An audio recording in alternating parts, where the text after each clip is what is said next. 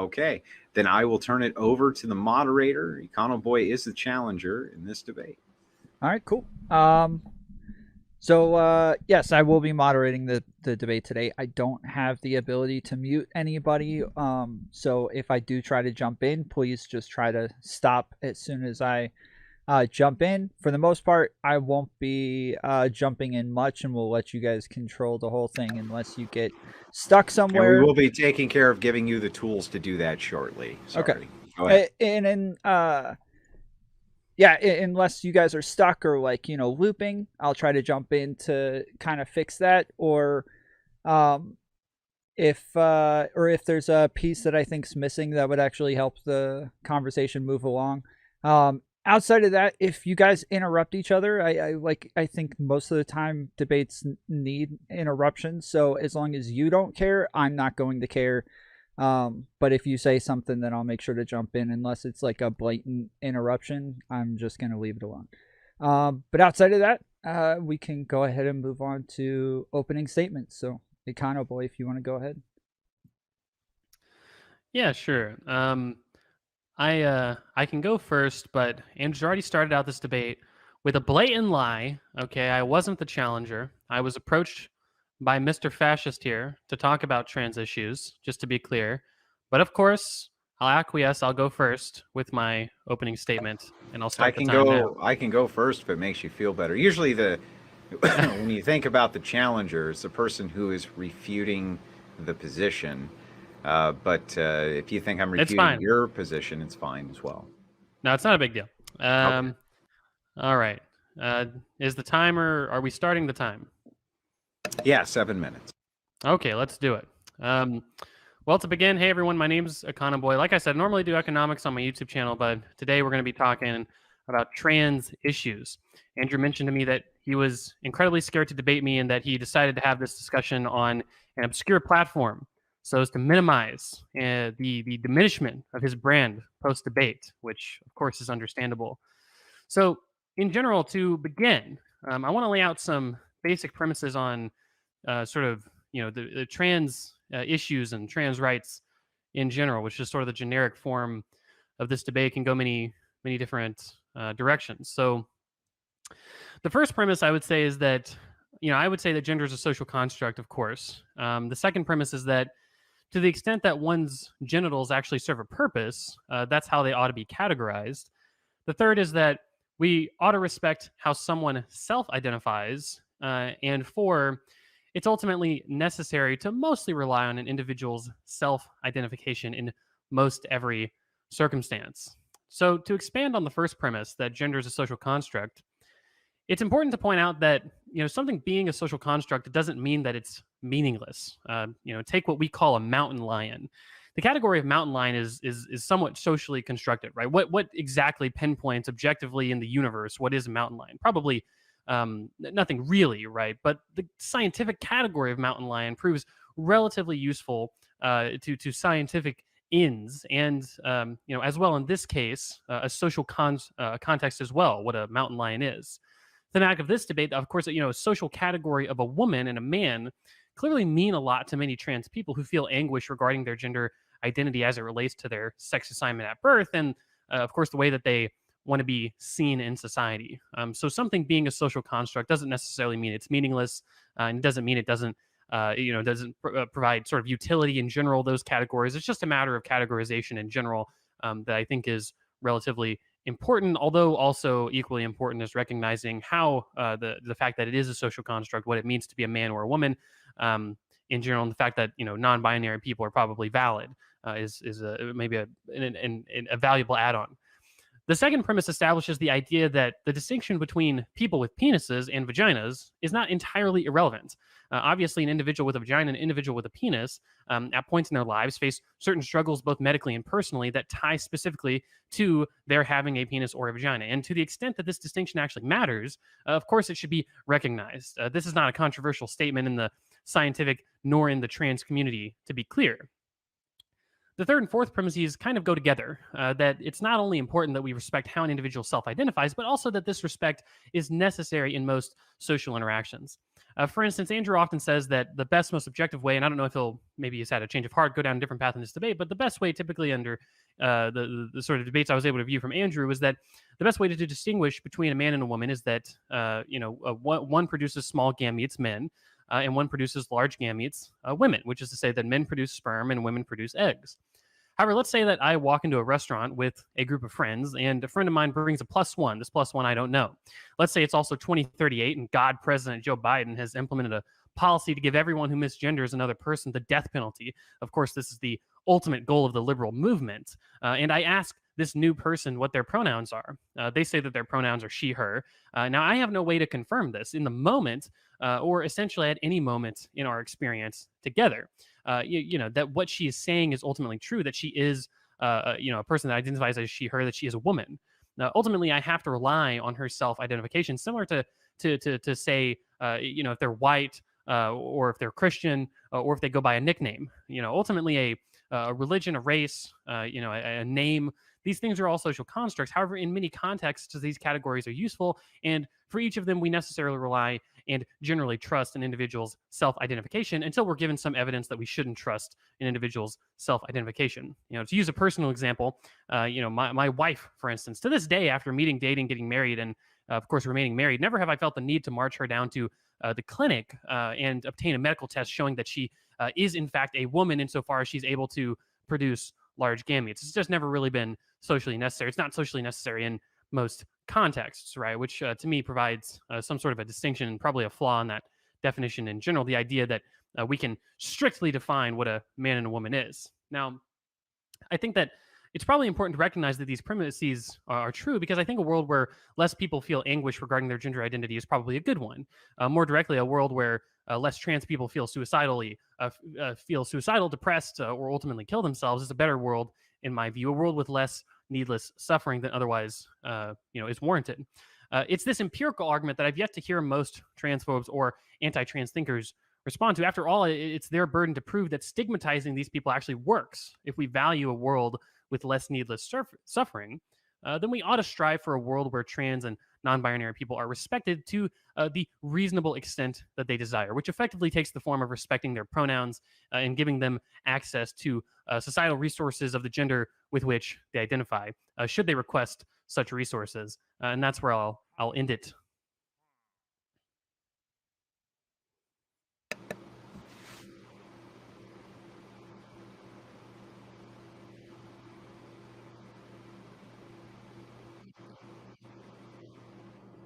I did not. I just let that one go. I think he kept it within the confines. Okay. All right. Cool. I'm just timing myself. Yeah, timing yourself. So let's get a few things straight. First and foremost, when we're talking about categorization, the best thing to do for categorization is to be specific. Like the specific categorization of a mountain lion. If a mountain lion was a dog, we wouldn't consider a mountain lion anymore, because it wouldn't be one. Second, EconoBoi says specifically that gender is a social construct and that's fine because social constructs can be useful. Well, that's true. Social constructs can be useful, but there's also times when a social construction may not be useful. And the examples of that are innumerable. And if he wants me to cite any of them, I'm happy to do so. He says we ought to respect how a person identifies. What if they identify as a dog or a cat or an attack helicopter or any number of different things that they can identify as? He says all we need is proof to the contrary so that we no longer identify them that way. Well, we have proof to the contrary. They're not women. They're not men any more than they're attack helicopters. As we go through this, here's what you're going to find. Number one, the biggest thing is that what creates a man is the production of small gametes, and what creates a woman is the production of ova or large gametes. Now, there are isolated instances where people cannot produce large or small gametes. So what we default to for the determination on whether they're a man or a woman is what they were supposed to produce. This is inarguable. It's easily provable. It's scientific fact. But even if you want to get rid of all of that, understand that gender as a construction is so arbitrary that EconoBoi will never in a million years be able to define what it is because nobody knows. They take fashion and explain fashion as being gender. The only thing that's ever pointed to is, what if a man wears a dress, therefore he's a woman? It's insane. Fashion is the only gender distinction that EconoBoi will be able to present, and it's not even a distinction. It's just a social normality and nothing more than that. Fashion is all that will be cited as gender here because there is no way to categorize it in a way that's useful. It's impossible. It's a made up arbitrary bullshit that was come up with by people who like to dress as women or dress as men and pretend that they are, when in fact they are not men, they are not women, and there's no way on planet Earth that EconoBoi will be able to prove that they are. What he will do is he'll make a phenomenal case for why transgender people, generally speaking, are mentally ill. I don't define anything out of somebody who's suffering from gender dysphoria as being transgender, as there's nothing that you can point to that makes them transgender other than whatever their fashion statement may be. And with that, I'll yield my time. All right. Do we have different rounds, or do you guys know how long you want to go for? Probably hour and a half. Okay. It's usually about the time frame of these debates after the opening statement. I'll yield it over to you, Tom, to make the distinction when to stop. Okay, cool. Yeah, it's about 8:30 now, so I'll check in with you guys in a little bit, and then EconoBoi, if you want to go ahead with your next argument. Yeah, sure. So, as far as I'm aware, I think this is kind of the open, more the open part of the debate, and yeah. I suppose that my response to these kind of things, it's best for categories for things to be specific. I suppose that's true in a lot of cases. It doesn't mean that when categories become more nebulous, they necessarily become less useful in a lot of things. Awesome. I can so what's gender? Just tell me what gender is. So gender, like I said, is a social construct. There's typically presented as a binary, men or women, but then there's also non-binary people. To me, that's pretty much what gender is. Well, that doesn't tell me anything. What is it? How can I distinguish what your gender is? Yeah, so I would say that generally, if you wanted to distinguish people by their gender, you would probably want to first look at, socially how we construct gender. There's obviously, typically distinct categories, men and women, and then you'd want to look at the characteristics thereof that typically map onto that social reality. But then beyond that, what you probably want to look at is how people identify and go a little bit more in depth from there.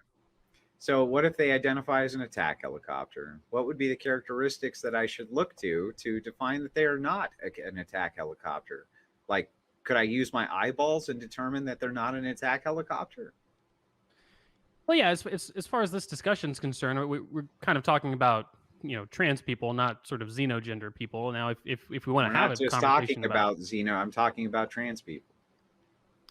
Well, what are you talking about? Trans people don't identify as attack helicopters. I didn't say that they did. I'm drawing something that's analogous, meaning that you identify as something that you're not. Is there a way for me to determine if you're telling the truth or not? Well, I think the difficulty here is that when you're talking about an attack helicopter, we're talking about sort of a physically more quantifiably determined thing versus gender, man or which woman? Is more of an. That seems pretty physically identifying, doesn't it, EconoBoi? Well, I think it sounds physically identifying to you because it sounds like you don't really recognize this as more of a socially constructed thing. But I would recognize it as more of a socially constructed thing, and that's where I would determine the distinction between identifying as a man or a woman versus identifying as an object or, a different species or something like that. I see. So let me ask you a question. Assume that there's a woman who identifies as a man, but wears nothing or does nothing to change her physical appearance. What would you assume that she was? Well, what do you mean by woman? I mean an adult human female by definition. Okay, so yeah, you're talking about someone who is assigned the female sex at birth, I suppose. They have a vagina, but they identify That's not as what a I man. Asked. So let me try one more time. I'm just. If there is a woman who walks over to you She's clearly a woman. You can see that she's a woman, and says that she's a man. What is it about the characteristics that you would draw on to determine that she was telling the truth? Right. So again, you're sort of begging the question, well, within the question itself. The question deserves to be begged. Literally, this is one of the few questions that deserves to be begged. So why shouldn't I beg it? Well, I'm not. Well, it's just you could ask it more directly. I think the better question. I don't know how more direct I could be. How much more direct could I possibly be? So you're saying a person is a woman, but they identify as a man. If the whole entire debate is about whether or not you can identify as a woman or a man, it seems to call into question what is a woman or a man in the first place. Now, to answer your question directly, not to obfuscate, obviously you're talking about someone assigned female at birth who presents sort of as a societal woman, socially sort of accepted, constructed woman, but who tells you in a conversation that they are in fact a man. Now, to me, I would have no reason necessarily to question their identity. Similarly to, if I was talking to you and, if we went to the fascist family reunion and I wanted some of your, some of your Christmas dinner or something like that, and we were talking and you mentioned you're a Christian, it's pretty hard for me to quantifiably determine whether or not you're a Christian. It's not hard to quantifiably determine it. You could ask one question to determine it. Well, I disagree with that, but generally you get what I'm saying. There's no disagreement. There's one requirement, literally. Really? So there's only one requirement to be a Christian, no others? To determine if somebody else is a Christian, yeah. Okay, what's the requirement? Do you have faith that Jesus Christ is your Lord and Savior? And that's the only requirement to be a Christian. So outside of any other characteristic, everyone's equally a Christian. That would be the thing that you would utilize as the requirement. Yes. Now, how do I know let me ask you this? But how do whether I know? Whether you know I know it or not, you would know that you now know it because you have some type of evidence that has been demonstrated for you. Well, now, I know what you said. Besides that, let me ask you this question. The reason I asked you specifically about this: if you have a man, a adult human male, and you have a woman, which is an adult human female, and one of them decides, let's say the female, to transition to a male, and they don't have any surgery or anything like that, or even assuming they do, it doesn't really matter. If they engage in sex, are they now in a homosexual relationship in your view? Sure. So to go back one step, I would say that I do eventually want you to respond to the idea that I actually don't know if you truly believe that, Jesus is the Son of God and sort of God himself, right? So I think that that's an important issue to determine whether or not we would take self-identification seriously. Now, in terms of the question of... Well, if we don't, that's even more better. That's even more better for me, not good for you, but go ahead. Well, sure, but then I think your worldview where you don't take self-ID seriously sort of falls into some absurdist, non-functional worldview where... Well, then we would have to rely on evidence, right? Well, but there's no necessarily objective way to determine if someone's truly a Christian because we're not taking them at their face value. I don't know if someone truly believes what they believe in or not. I have to take it at their face value. Let's assume for a second that you're right, okay? If somebody said that they were a Christian and then went and prayed in a satanic church, would you consider that evidence against them being a Christian? Yeah, I would say so. And you would say so. So let me ask you a question again. Back to what I was asking you. If you have a female who transitions into being a male and another male has sex with this female, are they in a homosexual relationship? Right. Okay. So I guess moving on from that previous point to talk about the idea of, if someone is, assigned female at birth and then ends up in a relationship with someone assigned male at birth, and then all of a sudden the person who's assigned female at birth transitions to being a man, they get the surgery and everything what you're describing. You're asking, is that at that point, does that relationship go from heterosexual to homosexual? Mm-hmm. Yeah, I would say that it probably does. Can you define homosexual for me? It's pretty tough to. I would say that homosexuality is, generally people... men who are attracted to men, that's probably a decent enough definition of homosexuality. I see. And can you read for me the AMA's definition of homosexuality? The AMA's definition of homosexuality? Yeah, I'm honestly not sure, but in general, what I would say is that the determination of what is gay and what is straight is probably a little bit more complex than how you were assigned at birth, but maybe that's just me. We can talk about it. No, I'm asking you specifically. What does the AMA say the definition is of homosexuality? Well, I've already said I don't know, and I provided perhaps an alternative to They what I would claim view as that sexuality. homosexuality is same-sex relations. Okay. Do you often rely and cite the AMA? I mean, I'm not sure, but Whether I do or I don't you? as far as I'm aware, I haven't cited the AMA in this debate. Now, to I answer the see. question specifically, So hang on, just to make sure I yeah, got this right.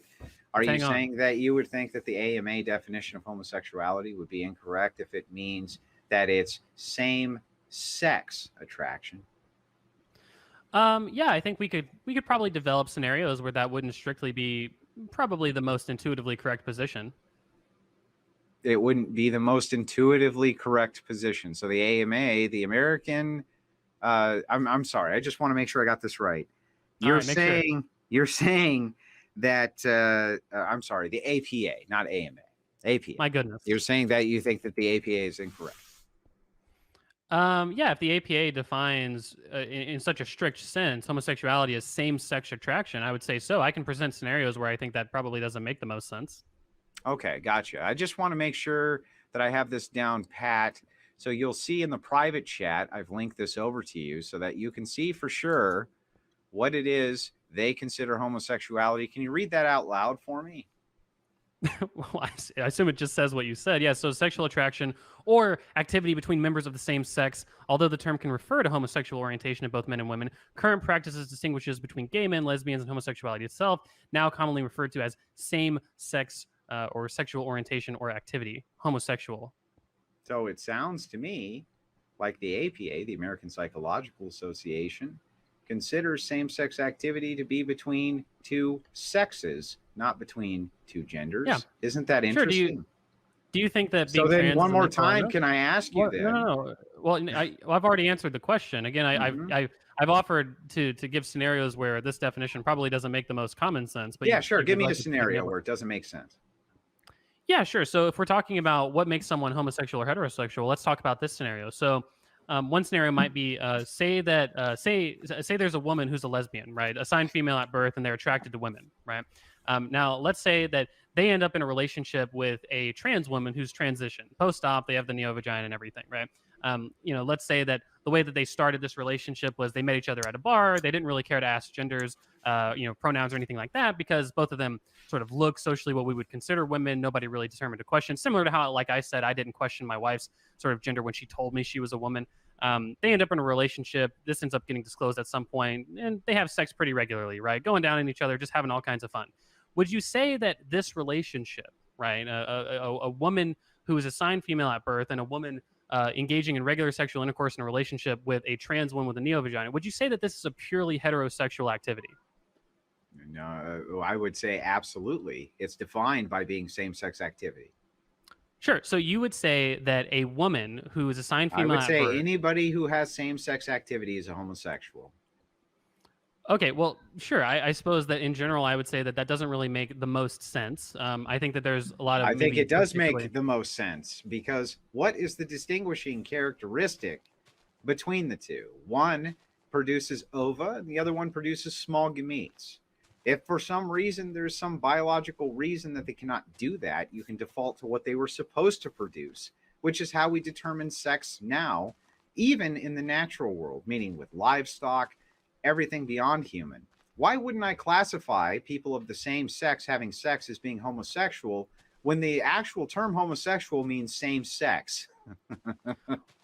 Well, sure, because we're talking about a more socially constructed thing, right? So, for instance, it's not socially constructed. It's a distinguishing merit for behavior. It explains an actual behavior, which is two of the same sexes having sex. Sure. So, would you say a lesbian would generally prefer a penis or a vagina? I would say that they would prefer probably a vagina. Right. Okay, so if you've got someone who's a lesbian who is now attracted and in a relationship with someone who happens to be a post-op trans woman, why are they less gay? Because that person has a vagina. Because they're not of the same sex, so they're not homosexuals. But do you think that a homosexual? What does homo mean? What does homo mean? Andrew, no. We're not going to get off this because I think this is an important point. So yeah, I think it's important too. You're identifying secondary sexual we gotta characteristics. let EconoBoi finish real quick. Yeah. Okay. And that's what people are attracted to generally when they're a homosexual. No. Well, Andrew, let me ask the question. I feel like this question is devastating to your case. The question is a lesbian or a gay person, say I'm a gay man, am I attracted to someone's genome? Do I just say, oh, fuck, this guy's got a Y chromosome? Or is it really more so the physical secondary characteristics that I'm attracted to that make me gay? If you're a male homosexual, you're probably suffering from mental illness. Well, you didn't answer my question, did you? What you're attracted to is likely the primaries, the same reason that you're attracted to women. Actually, women do give off pheromones for attraction, just so you know. Wow. Okay, we're going a little off the deep end here. So I'm going to ask my question a third time. So if I'm a gay man, am I attracted to the genome of the person that I'm trying to fuck? Or in fact, it's not secondary characteristics? No. So to answer that specifically, am I attracted to their secondary? Am I attracted to their secondary characteristics? Possibly. What do you mean possibly? How can a gay man? Possible. Well, so I reject this whole notion that people aren't attracted to primary sex characteristics like genitalia. I think that that's absurd and not true. Well, like, for instance, I like vaginas. Just so you know, real vagina, I like them. Don't you like them? For that. Well, don't you like them? Yeah, there's nothing wrong with liking vaginas. So don't you think that if a gay man dropped the drawers and found out that you didn't have a penis, he might be pissed off? I'm not sure he would be pissed off, but I'm sure he probably would be fine. He'd be like, "That's cool, bro."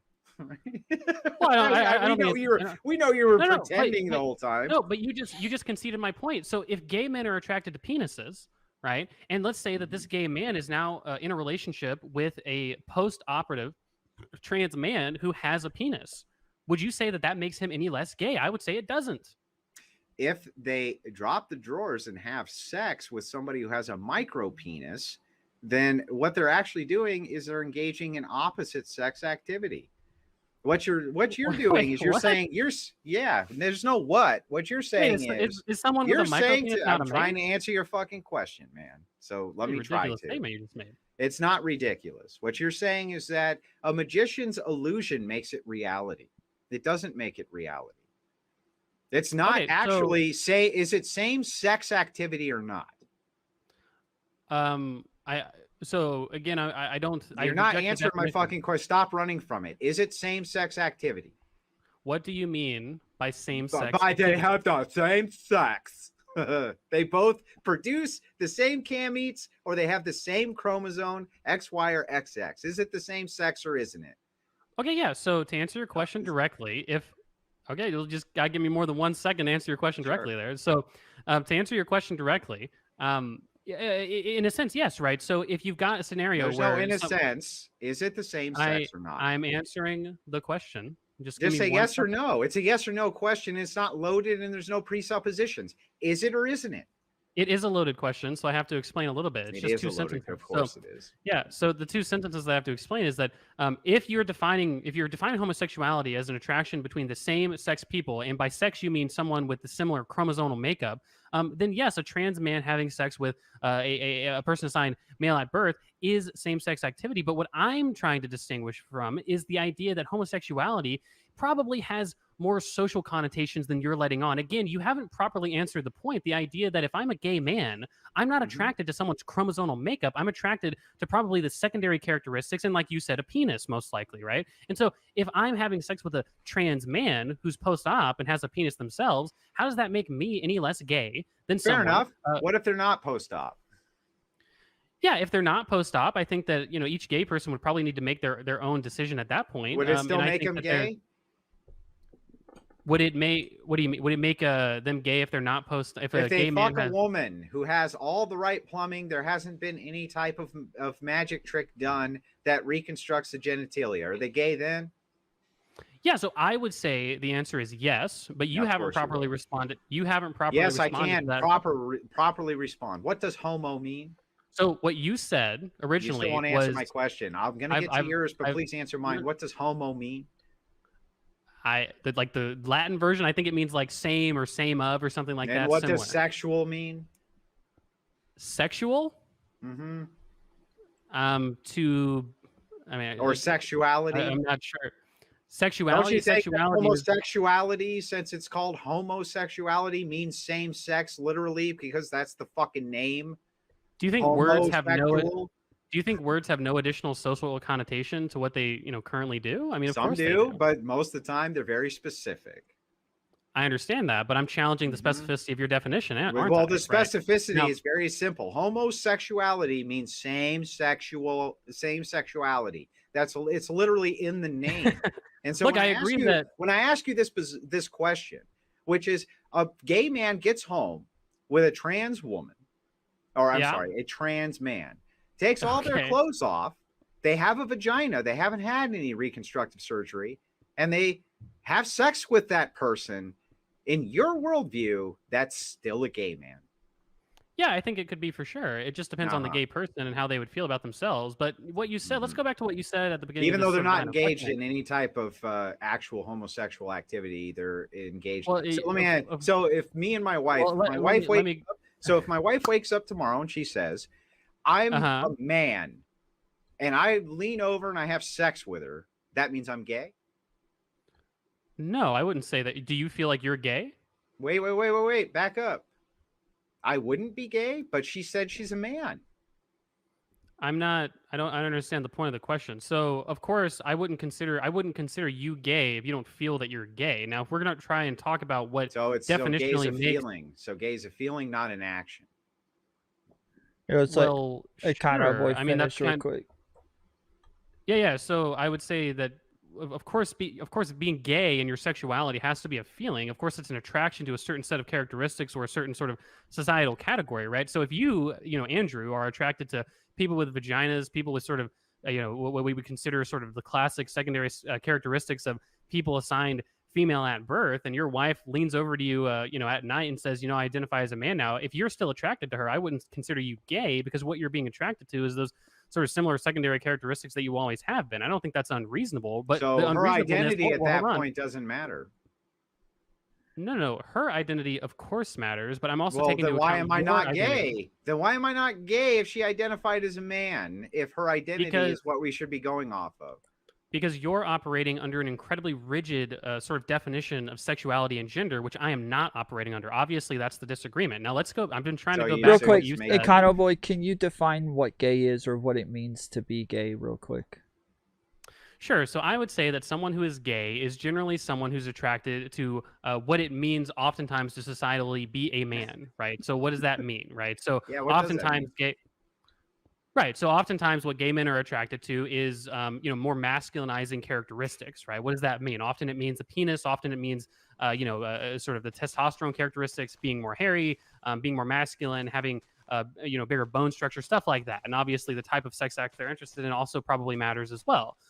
That's sort of a generic on the spot definition that I can come up with. Now, for the fifth time, I want to go back to something that Andrew said. You mentioned having sex with someone with a micro penis necessarily means that you're not gay at that point. So I have a question for you. So if you take man A and he has a micro penis and he's gay, and then you've got man B who just has a regular old American penis and he's also gay. These two people meet at a bar and they have sex with each other. Are you really making the case that someone who has a small micro penis is necessarily not a man at that point? It just sounded like a very weird point. It's not a man. It's a so woman. someone with a small penis is a woman. They don't have a small penis. They have a piece of skin that's grafted on for the illusion that they have a penis. Oh, I'm confused. When you said micro penis, you were talking about a trans man's penis. You weren't talking about just micro penises in general. Yes. Okay, well that was very confusing. I was wondering if you were going to make the case that having a small penis would make you a woman, which sounded like a pretty funny line of question. No, that would make you a woman. I would never say that. No, I'm kidding. I couldn't help it. Wow. I couldn't help it. I couldn't. Can't believe you started the debate with some shit talking. You can't fucking begrudge me talking a little shit. Hey, look, all right. My wife is my wife's 5'1" for a reason. I had to self-select. So, I think generally though, well, here's a question. Do you think being trans is a mental illness? I think gender dysphoria is a mental illness. Okay. So to be fair, I suppose you're being consistent here with regard to citing the APA. I thought I was going to catch you on that one. So you think that being trans is not a mental illness. You think gender dysphoria is a mental illness. So that's in correct. The same vein, well, you mentioned that homosexual men earlier in this conversation are mentally ill, right? So how do you that was defined under the APA as a mental illness until when? I think it was the 90s or something like that. I'm not sure exactly. Very recent. Yeah, it was defined as a mental illness for pretty much ever. Why are you defining homosexuality as a mental illness but not being trans? That seems pretty inconsistent. I did. I said gender dysphoria, which I consider transgenderism, is a mental illness. Well, right, but okay, well, so you do disagree with the APA selectively. That seems a bit No, I don't odd. disagree with them at all. Selectively, they considered it this until there was political pressure on them to redefine it as no longer being a mental illness. Well, you're being relatively just like there's political pressure on them. No, it's not conspiratorial. Just like I can literally show you the president of the APA, the former president of the APA, saying that there was political pressure put on them in order to reclassify homosexuality as not being a mental illness. Would you like me to pull that video up for you? It's a video or a quote? I mean, I guess a quote would probably be literally a video of him saying it. That way you don't, there's nothing out of context. It's up to you. I'll pull it up. Well, sure. So I'm not sure how relevant that is necessarily, because I'm not the one strictly trying to almost at the same time strictly, but not. Why would homosexuality be useful when the word is same sex? That's what it means. We're talking about same sex activity, and then we're going to deviate from that into secondary sex characteristic attraction. That's not homosexuality anymore. Well, you're kind of completely pivoting the conversation. We were talking about the APA and the reliability of their definitions and sort of classifications, right? So I'm not going to answer that question. I want to stick on topic in this regard. So we were talking yeah, about... run away, but go ahead. Well, you're the one that ran away by initially pivoting in the first place. I didn't pivot. Oh, I just answered your question. I was specific, and then I moved on to the qualifiers for why I was being specific. Not at all. So the original line of questioning was to get at... Not at all. So the original line of questioning was to get into the idea that you seemingly selectively cite the APA, right? So on one hand, you're willing to cite them with regard to the definition of homosexuality, but you're not willing to cite them with regard to defining, being gay or being trans as a mental illness. And I think that that's obviously inconsistent. They don't say that. They don't say that being trans is a mental illness. They say gender dysphoria is a mental illness. Where's my inconsistency? They don't say that being gay is a mental illness, but now, you're saying being due gay... to political pressure, that's true. They no longer classify it as a mental illness. Yeah, you're saying it's political pressure, but here I would ask a question. What do you think causes... What is a mental illness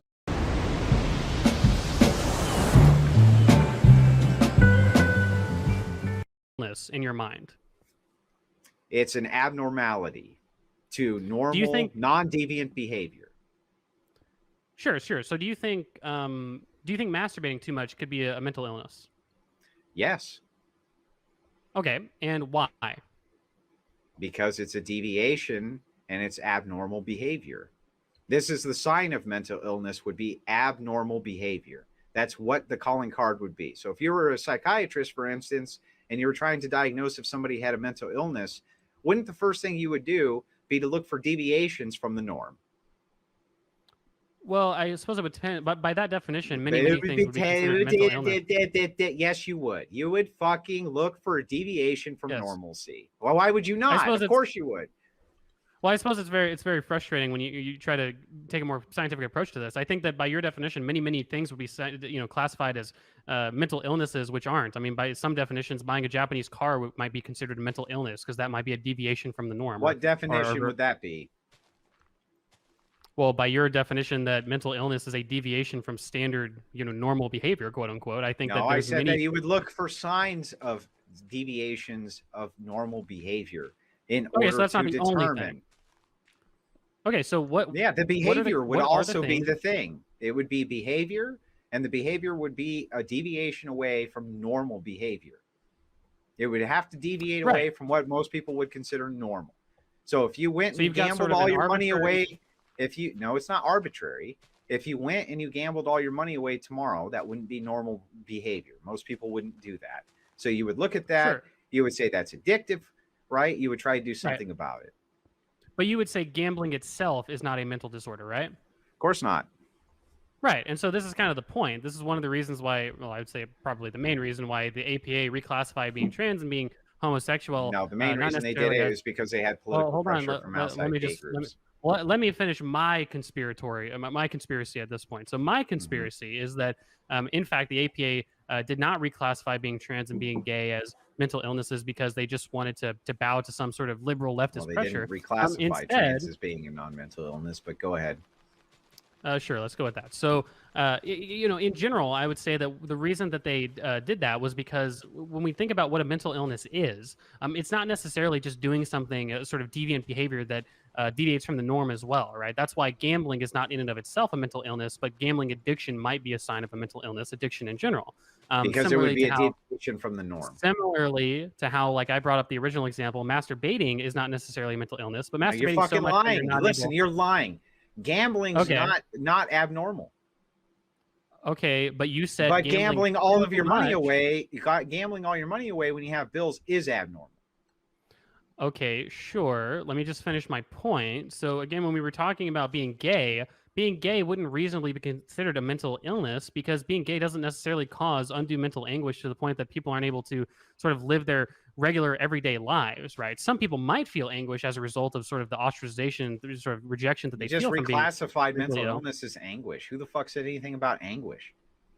Okay, so for instance, I didn't just say anguish. I also said an inability to live your day-to-day life. That's where sort of masturbation. You have the ability to live your day-to-day life if you gamble all your money away? Well, right, sure. I mean, I suppose if you don't care about having money or any sort of functional perspective on life, that's true. You don't literally die if you gamble all your money away. Right. But of course, so what the hell are you talking about then? Okay, so you have an ability to live if you're addicted to crack and homeless on the street. Okay. However, that addiction is so destructive to your everyday sort of normal life that you could lead as an average citizen that addiction would probably be considered some form of mental illness that's worthy of treatment. What would the mental illness be? Addiction. You can be addicted in and of itself is not a mental illness. You don't think? Well, no, you don't think addiction is a mental... I don't think that chemical addiction is mental illness. No, it's an addiction. That's different. It's a deviation. Addiction's not mental illness. It's addiction to a chemical substance. Okay, so would you say that maybe we're confusing disorder and illness here? Would you say that the APA wouldn't call someone with a severe addiction or an affliction of sort someone with essentially a clinical problem in need of some sort of remedy? I don't understand. In what context are you talking? Like I'm in the context of someone being addicted to something, addicted to crack or heroin or masturbating. No, I don't think that they would consider addiction to crack to be a mental illness. No. Would they consider it something worthy of clinical intervention though? Maybe, but that doesn't make it some type of fucking mental disorder. It's absurd. Okay, sure. Well, I really think you're wrong, and I think generally we would consider addiction a mental disorder of sort. But let's just move beyond it for now. I think that in general, to go back to the point on homosexuality, what's the mental disorder? The chemical addiction is the mental disorder, or do you have mental disorders that can come from addiction? No. The addiction itself is the thing causing all the troubles. This is the mental disorder that ought to be cured. It's that's not a mental disorder. That's a physical addiction. Okay, you could say it's physiological. Sure. The point is, though, is that it's sort of, by that logic, though, literally everything in your brain is a physiological reaction, right? I'm not sure. No, that's not so. The deviation in the way that you would make conscious decisions, okay? Literally, the deviation from the norm is the mark of mental illness. Now, it's not always mental illness, but it's the mark of mental illness. So if somebody, for instance, were to, let's say the rest of the planet has sex with the opposite sex and they have sex with the same sex, you would say that that's a deviation from the norm. So it's worthy of its own specialized type of classification. Like somebody who drinks gasoline, for instance. They might be worthy of their own specialized classification. Do you think there is something that the APA would call a mental illness that they wouldn't consider a candidate for clinical intervention of some kind? Yeah, I think so. Like what? What's a mental illness the APA wouldn't have a treatment recommendation for generally? Perhaps a low degree of ADHD, for instance. You think there would be no treatment regimen for someone who has a low degree of ADHD? Yeah, I don't think that there would. Yeah, because there's lots of people who have been diagnosed with it and don't have any type of clinical treatment because it's very moderate. So they go, well, we're not going to put you on drugs. We're not going to treat you. We don't need to. Right, but that doesn't mean you wouldn't necessarily want to get checked up, and that doesn't mean you necessarily wouldn't want to talk to anyone. Yeah, but that's not what you asked, is it? That's not what you asked. No, it wasn't. You asked if they would classify anything as being a non-mental illness based on the degree, and I gave you an example, and you agree with the example, so you're pivoting. No, I asked the exact opposite. I asked a scenario where they would classify something as a mental illness, but not have any interventions for it. Yeah, I just gave you that. They would probably classify a low degree of ADHD as being a mental illness, but wouldn't recommend that you do anything about it because maybe it's not a big enough problem for you to take any drugs for it. Regular checkups are an intervention. Follow-ups are an intervention, right? So well, what if they recommend that you don't need any of those? To go back to the homosexuality So what if example, they recommend you don't need any of those?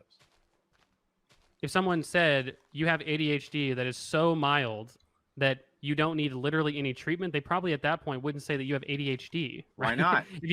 If you've got a mental disorder that doesn't show itself to any sort of significant degree to the point that it's no, but it showed itself to a significant enough degree that they say you have ADHD. We just don't feel that we need to treat you for it. We don't need to give you any drugs, right? If it gets way worse, then come back. Other than that, live with it. No big deal. Lots of people like that. If a doctor says, I can't noticeably detect any symptoms regarding the illness you proclaim to have, if it gets worse, come back, would you say that they've reasonably diagnosed that person with that disorder? Yeah. Okay, obviously the answer would be no, right? If you walk into the answer would be yes. If they can walk in and they can say something like, you have an open wound. I have now diagnosed that you have an open wound, but I just suggest that you let it heal on its own. If it gets worse, come back. That's almost every fucking emergency room visit, buddy. Just so you know. That's not what we're describing, though, to be fair. Well, now you're pivoting again, right? Just concede that it's true. Isn't that most emergency room visits? You go in and they're like, yeah, we get that you have a fever, right? We get all this. Just go home and sleep it off. And if it gets worse, come back. Don't they actually say that?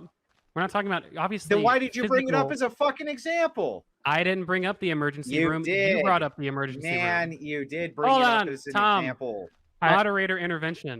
Who brought up the emergency room? I believe Andrew brought it up from what I could Thank you, Tom. Okay, but he asked, would a doctor, if a doctor said to you, did he not? I'm talking about a psychiatrist. Obviously, I'm not talking about an emergency room. Now it's a fucking okay. Nice gotcha. leap. All right, real quick. You should join the Olympic team for that. EconoBoi, can you define what are we? Is it mental illness right now? Is that what we're on?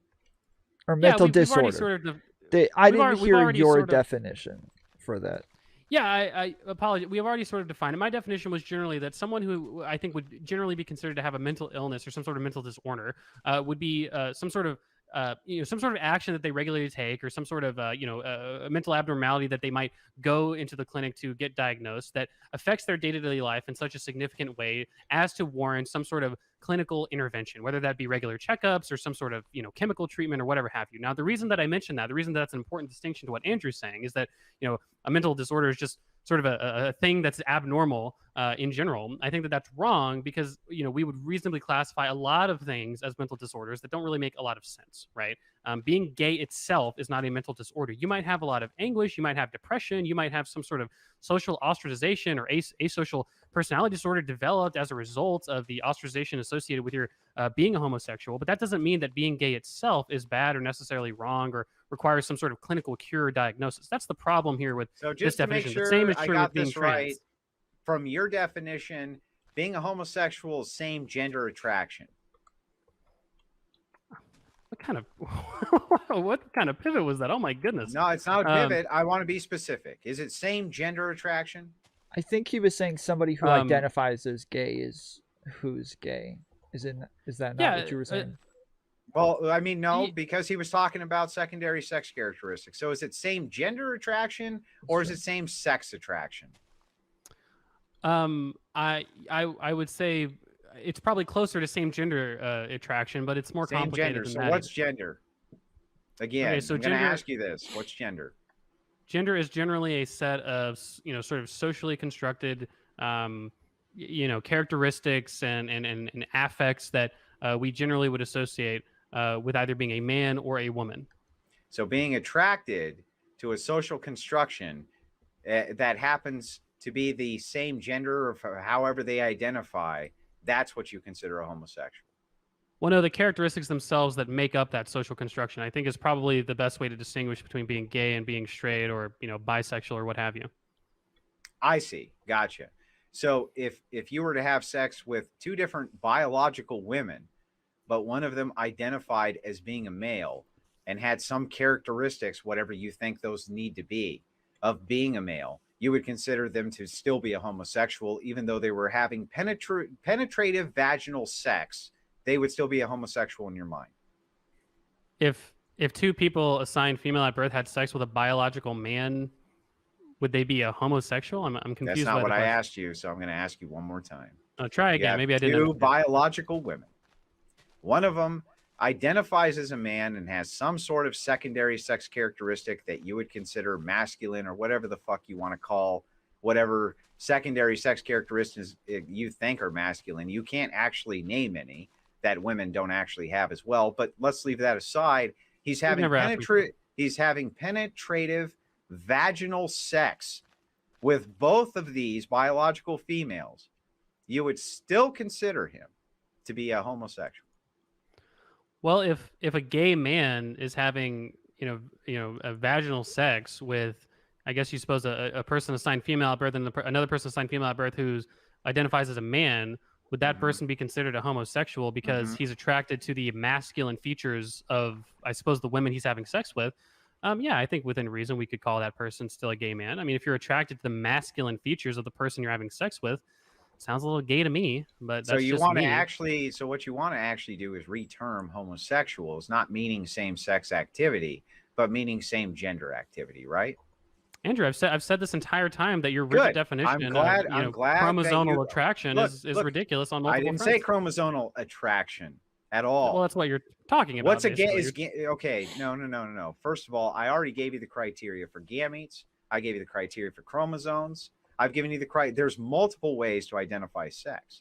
But all of that aside, all I want you to do now is tell me, what is the difference between the genders that's not arbitrary? I would say that given the fact that gender, as I'm calling it, is a social construct, I would say that it's all arbitrary. It's all arbitrary to a certain extent. It's all arbitrary. Well, so there's no actual specific criteria. So you're just making shit up. So I'm not. So calling something a social construct does not mean you're making it up. I didn't ask you to call it a social construct. You're calling it a social construct if it's made up. I'm asking you about arbitrary versus non-arbitrary. Is it arbitrary, your definition, or not? Okay, so to answer your question for a second time and to add on a little bit, gender, what constitutes a man or a woman is arbitrary. But going back to my original opening statement, what we would call a mountain lion is arbitrary. That doesn't mean that the category of mountain lion is useless. Hold on. Well, first of all, it absolutely is. Second of all, what's arbitrary about it? Second of all, what I would say is that doesn't make the category of man and woman necessarily useless or have no utility at all. Words are ultimately arbitrary completely. Okay, fair enough. Yeah. So what's arbitrary about a mountain lion? Yeah, sure. How do you distinguish between a mountain lion and a puma? The size, the weight, and all of the differences that are there between the two. However, we can consider them to be the same species, meaning that they're both cats, they're both felines, right? But if I were to distinguish between a male mountain lion and a female mountain lion, what do you think I would do to distinguish between the two? They can't identify, right? So what would I do to distinguish between the two, do you think? So to go back, the joke is that a mountain lion and a puma are actually the same thing, right? But obviously you wouldn't know that based on the premise of the question. The point is, though, is that if you were to determine what's the difference between a male puma and a female puma, you'd probably look at their sex characteristics. Okay, and then one would have testicles and one wouldn't, and that would probably be the dead giveaway, right? Amongst other things, sure. Yeah, so only within human beings can you identify. So let me ask you a question. If a male puma had sex with another male puma, would you classify that as being homosexual behavior? Yeah, I guess if I was interested in homosexual behavior only is attributed to animals and not to human beings. With human beings, we need to classify it along how they identify, not along the actual behavior. Well, do you think there's no reasonable behavioral distinctions between an entity that can self-identify? Of course there is, but that's not what I asked. Well, it's an important premise to your question. I reject the premise of your question, right? So that obviously, how you've already conceded it. What do you mean? obviously, a being that can self-actualize and identify, we would probably behaviorally and socially treat differently than a being that cannot. So when we're talking about an animal versus a human, that's why we probably have a different set of social rules. Why don't we just walk around naked? That's what all animals do. So once again, answer my question. What you're saying, well, because we'll die if we walk around naked. What if we live in a temperate climate? Why don't we? Even if you lived in if you lived in a temperate climate, that would be even better for identification, wouldn't it? That'd be even better for identification, where people walk around pretty much naked, right? We would be able to identify. Well, what's the question? What am I missing? You're making a biologically essentialist argument. The idea that, well, if we can identify sort of the distinctions between the sexes of, cougars based on their penises and vaginas, why don't we do the same for humans? I'm asking you, why don't you walk around naked everywhere if it's warm enough? Because what we have is a set of ethical standards that prevent that from happening. Right, because we're different than animals, right? I didn't say that we weren't. What I'm saying is that when we're classifying the identity of sex, why would it be different between humans and animals? Because again, we have self-actualization. You just want to move to the social construct. Mm-hmm. Well, no, we have self-actualization and self-conception that I think makes. But you can't be an attack helicopter, right? Well, we're not talking about xenogenders. Yeah, we are. We're talking about self-identification. That's what you just said. He's not talking about xenogenders. He's asking how you can differentiate one from the other. Right. So again, I would say that there is probably a meaningful distinction. I think I answered this probably an hour ago, right? Which is to say that there's probably a meaningful distinction between identifying as sort of an actual physical object, an entity, versus what is more of a societal construct, which is known as gender. I see. And what would you say that would be at birth when somebody can't self-actualize for you? Well, by your logic, a young boy cannot produce small gametes, so we wouldn't call him anything. I didn't say that's the only criteria. I said that the criteria is XYXX chromosomes, or then you default to gametes, or then you default to what would be normal gamete production. This is how it's always been done. Yeah, sure. What about people with XXY chromosomes? What about them? Well, what would they be? XXY chromosomes still produce only one type of gamete because gametes are binary. Oh, okay. So it's kind of a one or the other kind of thing. Why don't you look up for me if gametes are binary or not and tell me what it says? Well, you're not answering my question. Is it just kind of one or the other? I just did answer your question. Somebody who produces question with a question. So if you were to look at somebody who had mixed chromosomes, an actual intersex person, they still only produce one type of gamete.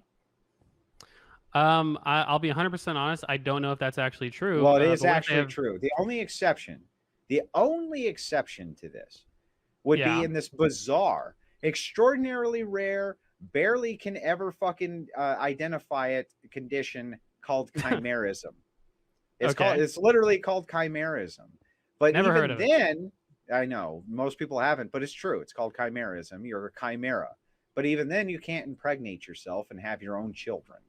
You only ever produce one type of gamete for your sex organ, period. That's why it's always been such a useful identifier.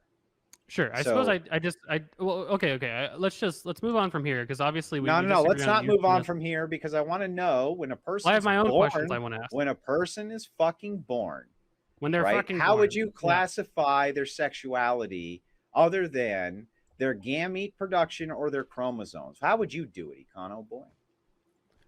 How would I do it? I mean, I think you could probably make an argument for not classifying it at all, but I would say that the common practice of assigning a sex on your birth certificate probably makes enough sense. I don't really know if it's that big a deal, but I haven't really looked into it that much, if I'm honest. Now, okay, so your sex assigned at birth is your sex, right? Because it's an actual thing.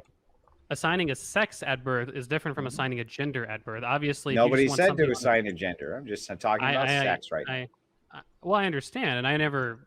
Of course, I mean, in my opening statement, which you haven't really contended, was the idea that obviously, if we're in a scenario where someone's genitals are useful as a distinguishing category, then that's fine to use that as a distinguishing category. All I'm saying is that in the social connotation of interactions, sexual relationships in general, someone's genitals and someone's XY sort of chromosomal makeup is not always the most sort of commonly useful thing to go off of, and typically self-identification with some set of social characteristics and how they present is probably more useful.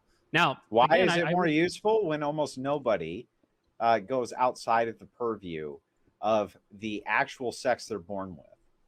And here we go. This is part of the reason. This is part of the thing I wanted to get into. So, number one, it's useful because obviously there's exceptions. And number two, I would say that what we haven't responded to this entire time is the empirical argument. So my question would be this: do you think the category of man and woman, as strictly defined the way that you see it, is useful? Like, is it better? Is it a better society? Defined as how it's defined by every definition you can find as an adult human male or adult human female. Can you give me a definition that doesn't define it that way? Pretty sure if I looked up man, I might find some socially constructed. Well, why don't you look it up right now? Look up man. I'll wait. Hold on. No, we're not going to get off this because I don't want to Google anything in this line of questioning. But because that's really not the point of the question, Andrew. The point of the question is to say, do you think the definition as strictly defined by yourself is useful? Is it a better world than otherwise? Yes. Okay. And do you think that the sort of, do you think that my definitions of gender, do you think they're socially destructive? And if so, how? They're arbitrary. They don't mean anything. Why does that make them bad? It makes them bad because nobody understands what the criteria is supposed to be. So you can self-identify as anything. And let me give you an example of how. And this is what I wanted to get to. Can you be transracial? I just had a long conversation about this with Rim today. Rim is a philosophy streamer. The honest answer is I'm not sure. I think there's a good argument that you can be, sure. But it's arbitrary. It's arbitrary, right? Who cares? Why don't you just say you're a different race? Who cares? Well, it's a relatively deep philosophical question. I think that what I've sort of come to... relatively deep philosophical question. You can't just say no. Just say no. You can't be fucking transracial. It's nonsense. Can you be trans-species? Can you be a dog? If you identify as a dog and you say wolf? Yeah, I think that that's similar to like identifying as like an attack helicopter, right? There's probably a difference between identifying as, a sort of distinct object or entity than identifying as a different race. You're identifying as a distinct entity when you say that you're a man if you're a woman.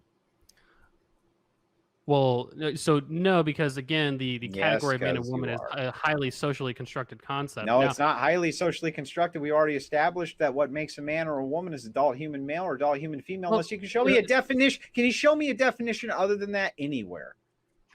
A definition of a man that doesn't include like having a penis, basically. Adult human male. Do you agree that male means person with XY chromosomes or person who produces small gametes or person who was supposed to produce small gametes? Yeah, that's one way to use the term. Sure. I mean, again, if we're talking about sort of a scientific it's fucking insane. Listen to what you're saying. Yeah, it's really not. If you can just take it and say, okay, all of these things make me male, but I dismiss them on arbitrary categorizations that nobody can define, and now I'm a woman. Why can't you be black? If I'm a woman, why can't I be black? That's not what I asked. I said, if you can dismiss these things based on arbitrary categorizations, why can't you dismiss race based on arbitrary categorizations? Well, okay, so again, I'll go back to you don't even believe race is real, right? That's the scientific. The scientific method right now says that there is no such thing as race. So what would be wrong with being transracial? Well, right, that was part of the discussion. If you want to have a deep conversation of transracialism, we can. I suppose to have a cliff-noted version. I think there's probably merit to the idea that because race is a social construct and being black isn't some sort of, it's not born out of the ether, it's just correlated with your skin color, that it's probably reasonable to say that to a certain extent, you can identify with black culture. You can even go so far as possibly to identify as black, but not actually be black-skinned. There's a lot of arbitrarity in that definition as well. Now, we're not having that conversation, to be fair, and I want to question. Yeah, no. Transgender leads to transracial. What about transageism? Okay, so can I identify as a 10-year-old, and then if I have sex, I have been molested? So identifying as an actual chronology is obviously different than identifying with sort of a purely socially constructed thing. I didn't say that they weren't different, but they're both social constructs. Age is a social construction, yeah. Well, I mean, you could say that, I suppose, but I mean, age is just an identifier of how many times you've been around the sun on Earth. Right? Any of this is just an identifier that's arbitrary by your own merits. So if I identify as an 11-year-old, how come I'm not an 11-year-old? Okay, because you haven't. Well, how old? I don't know. You're like 30 or 40, right? Maybe. To be fair, I'm not sure. You might be in your 60s or 70s. I'm not sure. But the point is just to say that if you're, say, 30 and you identify as an 11-year-old, well, obviously you're not 11 because you've been around the earth more times than 11, right? So, but that's all arbitrary. sort of it's all arbitrary. It's all a social construct. Well, it's arbitrary in the sense that we've determined age to be the number of times you've been around the sun, right? But the number of times but that's a social construction, though. No, Andrew.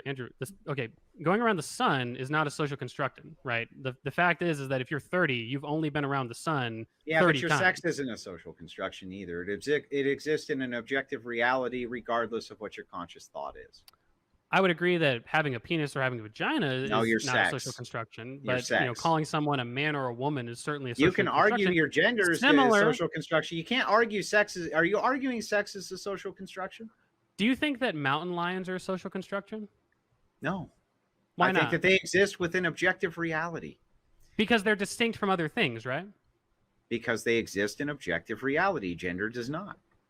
Okay, so obviously someone with a penis is different than someone with a vagina, right? All I'm saying is that the both social of those category people of man exist and woman, in objective the reality. social category of man and woman is the social construct that I'm questioning here. Now, hold on. So I'm asking you again about trans ageism. Age is a social construct, is it not? I refuse to answer any. I've answered all your questions at this point. I've also answered the age question several times. So now let's talk about. I definitely have, to be fair, but let's go on to some of my questions. So, so I suppose you think, what should we do with trans people? Should we just ignore them? What's the solvency? People with gender dysphoria should be treated for gender dysphoria. And how are they treated? Right now, the APA treats them using affirmation. Maybe in some cases that's okay, but I think that alternative therapies would also be okay, which would include things like Christian rehabilitation, things like this. Well, I suppose you mean conversion therapy by Christian rehabilitation, but maybe I'm mistaken in that regard. It would be what you would call conversion therapy, yeah. Okay, so so you actually agree that affirming someone's gender identity is a good thing? Yeah, I said it can be in some isolated cases, yes. Much like when you're in a hostage situation, you might say certain things so that they didn't kill the hostage, but that doesn't make it optimal that there was ever a hostage to begin with. Sometimes you have to treat these things you have to treat them on a case-by-case basis. Gender dysphoria absolutely is a mental illness, but I think there's a lot of people who claim that they're trans who don't have gender dysphoria and do not have mental illness, and they are trend sexuals. They're not actual people with gender dysphoria at all. Wait, so you recognize that you can be trans but not have gender dysphoria? No, I just told you the opposite. I said that there are people who claim that they are transgender, who are not transgender, who do not have gender dysphoria. Well, what do you mean pretending? Do you want me to explain to you what trans medicalism is? You can if you'd like. I mean, I'm not sure how relevant it is, but it's relevant to this. What's trans medicalism? It's a person who self-diagnoses as being transgender. Okay. Now, does that person have gender dysphoria? They might not, no. No, they might not, right? They just have identified themselves as being transgender, and therefore they are, because you have an arbitrary categorization that you fucking made up out of the blue that means absolutely nothing, that can be applied to anything, but you say it can't apply to ageism, can't apply to species, can't apply to race. It only applies somehow to sex, even though sex is something that could be perceived in literal reality, and gender is arbitrary and a bizarre social construction. Well, being trans is not, I'm not sure what you think being trans is. Being trans is not necessarily a mental illness. Being trans literally is just identifying a gender that's different from by your criteria. Well, my criteria is that transgender means gender dysphoria. Okay, sure, right. If we're going with somewhat of an unacademic definition of transgender in general, my definition go with an unacademic version of homosexuality. Don't lecture me on academic versions of shit. Well, sure, but the point is that at least I can explain my inconsistency, whereas you're just being sort of entirely. I'm not being inconsistent at all. I'm explaining specifically that gender dysphoria is transgender. You're choosing to cite an academic journal when it is convenient to you without having an objective or sort of, reasonable reason as to why that's the case. I've explained pretty in depth throughout this conversation. On which thing? Well, you're citing the AMA on homosexuality, but not with regard to because that's criteria you will believe. or the APA. I apologize. The APA. Yeah, that's criteria you will believe is what the APA says. Now, the standard on this is that the APA says that people with gender dysphoria are people who are transgender. But you've already conceded you don't always believe what the APA says. My only point in pointing that out. I don't ever believe what the APA says, but you do, which is why I cite it to you. I'm not sure where you got the idea that I always believe everything the APA says. Obviously, like you mentioned, there was one point when the APA defined being gay as a mental illness, which I hope if I was born in the 1960s or 70s, I hope that I would be strong enough, I suppose, to disagree with that definition. But you never know, obviously. Okay, so back to our arbitrary gender categorizations. Same as arbitrary age categorizations, same as arbitrary all categorizations. So why is it that we shouldn't go with what's objectively real, which is your sex, which we always know what the sex is, versus these other arbitrary categorizations, which we wouldn't use in any other instance, including transracialism, transageism, trans-anythingism? Well, you haven't determined why the category of male or female is necessarily objective. I've already conceded, obviously, that let me explain to you why it's objective. There's people with penises and people with vaginas, but again, do you want me to explain to you why it's objective? The sort of social category of man and woman is obviously not something that's objectively true. It's not a social category. Man and woman means adult human male, adult human female. An adult human male is someone with XY chromosomes, somebody who produces small gametes. They can even have XX chromosomes in some isolated cases, but as long as they produce small gametes, they're still classified as male. In intersex, this always works the same way. So I don't know what the hell you're talking about by it's not objective. It's the most objective criteria I could possibly think of. Sure. So what if instead of man and woman, we said pens and vags? Okay. Is it the same? But yeah, it would be the same. So if you called it something else, let's say a senorita and a senor, right? And it meant the same thing, then it would be the allusion to sex, not gender, because there's specific categories here that we can judge for. Right. We can't do that with gender. We can't do it with gender. You can't give me a specific category for gender. So, well, again, I've already. It's not really a concession. Something I think it's like the first line in my real opening statement was that gender is a social construct. Which is why I dismiss it as being arbitrary nonsense. What I also mentioned in my opening statement was that to the extent that the distinguisher between the distinguishing factor between someone is useful in terms of whether they have a penis or a vagina, that we should use those categories. I've already agreed with you there, right? It seems that we're sort of quibbling over whether or not we should, the social category of gender is useful. And can you tell me what gender is outside of fashion? What gender is outside of fashion? Like what somebody wears, do you mean? Yeah, outside of just fashion. Can you give me a single criteria that's not shared by both sexes?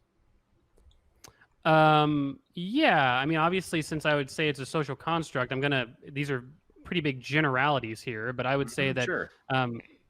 Yeah, and these aren't always universally true. Fashion is one that you mentioned. I would say that your use of makeup, your voice and your affect. Yeah, fashion. Outside of fashion, anything outside of fashion that's not shared between the two sexes, anything. Well, yeah, sure. So again, I'm not. Well, I guess if use of makeup is not fashion, I suppose you could say that's fashion. Your voice and your affect. I would say that. Nope. Those are shared by both sexes. You can have women with deep voices and women without.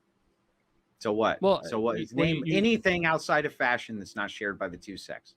Go ahead. Well, you seem to agree to my original premise, which was the idea that obviously these things are not universal. Stop backpedaling and name a single fucking thing outside of fashion that's not shared by both sexes. So you agreed with my original premise that obviously because this is a social construct, these things have a lot of exceptions to them. I can only give you a general amalgamation of what a man or a woman is in societal terms. Right? So it's all shared. It's all shared except for fashion. It's the only thing you can cite. The only thing you think gender is fashion.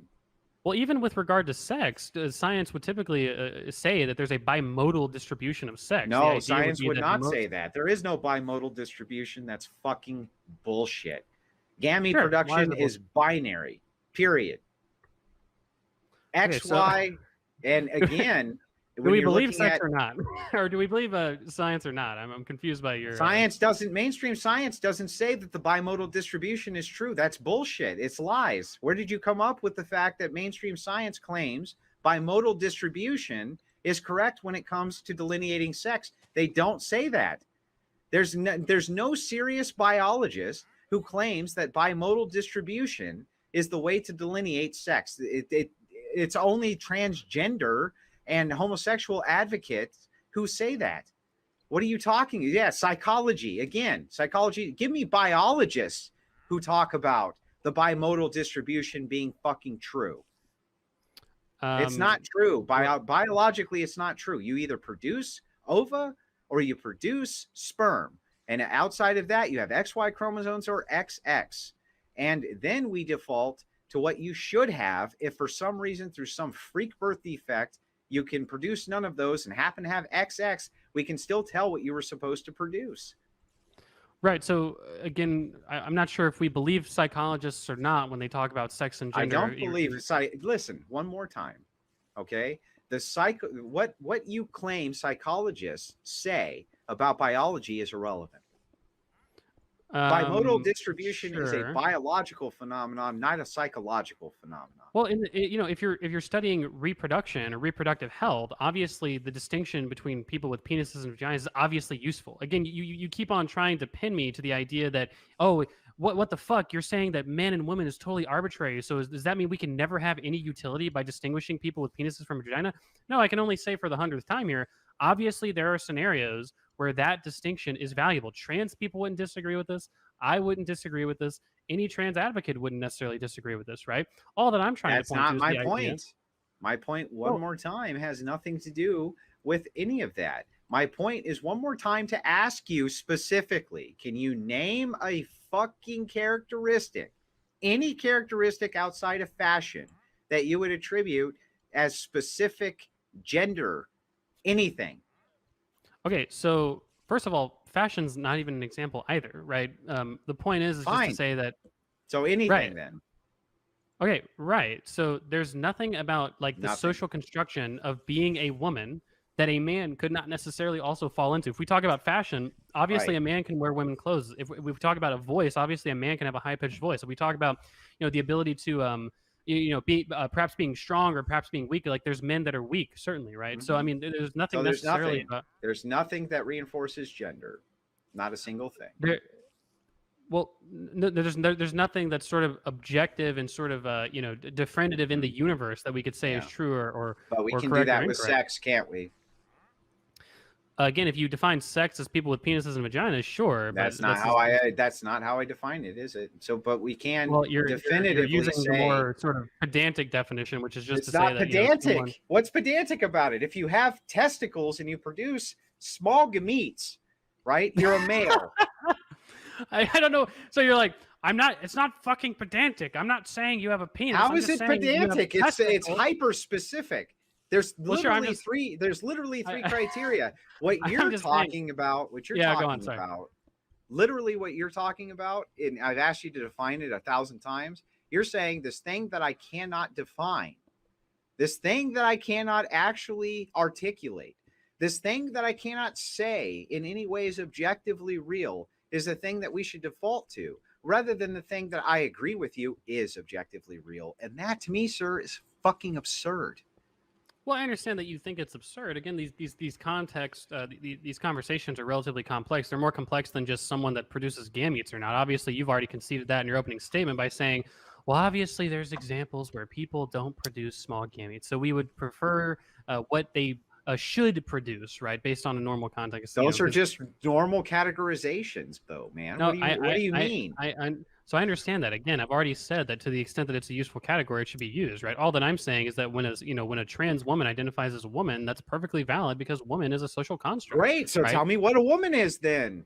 I've asked you 400 fucking times to tell me what the categorization would be with specifics, and you fucking can't. So you just say whatever they identify with. So why can't they be an attack helicopter? You say because there's characteristics we can point to that makes them not an attack helicopter. So what are the characteristics we can point to that makes them not a woman? Right. So I've already explained, and I feel like I can explain for a third or fourth or fifth time if you'd like. I don't think it's that hard until I get it. Maybe I should go slower. I'm not really sure, but the point is that when I'm saying that someone identifies as a woman, right? What does that mean? I've already said that I can point to a general amalgam of characteristics that society would generally dictate would make her a woman. Okay, so We can talk about fashion, the fashion choices. We can talk about the use of makeup. It's always fashion. We can talk Gender's about fashion. We can talk about the use of makeup. We can talk about their voice and their affect. We can talk about, it's all fashion. It's always fashion. Their secondary. What do you have outside of fashion? Their secondary sex characteristics, right? So we can talk about let's talk about the secondary sex characteristics. And their hips. And so what makes you a woman based on secondary sex characteristics? Well, obviously it would depend, because these aren't universal truths. It would depend on who you'd ask, but I would say that. So you still can't identify anything that would make you a woman based on secondary sex characteristics either. I don't understand why is this hard for you to understand, right? The idea that you can have a sort of an amalgam of a trait, like for instance, right? What makes a car? Answer me that. Having a combustible engine. Okay, so an electric vehicle is not a car? That spins 4 wheels that makes it move forward. The categorization is simplistic. You know, an electric vehicle is not a car? An electric vehicle is distinguished by being an electric vehicle, yeah. It's a vehicle, right? I asked you to define a vehicle. Okay, sure. So we'll add electric vehicle to it. So now we have 2 distinct criteria. Okay, what about a vehicle you want to add into it? What about hydrogen fuel cells? Sure, let's go with hydrogen too. We can add all of these classifications in, and I'll agree with you that they're objectively real.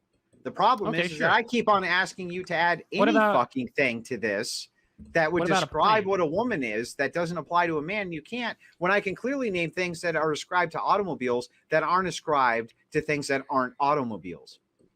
No, you can't though. For instance, like a plane. A plane has wheels and moves, and it can be electric or combustion engine or run on hydrogen fuel cells. But a plane's not a pencil, right?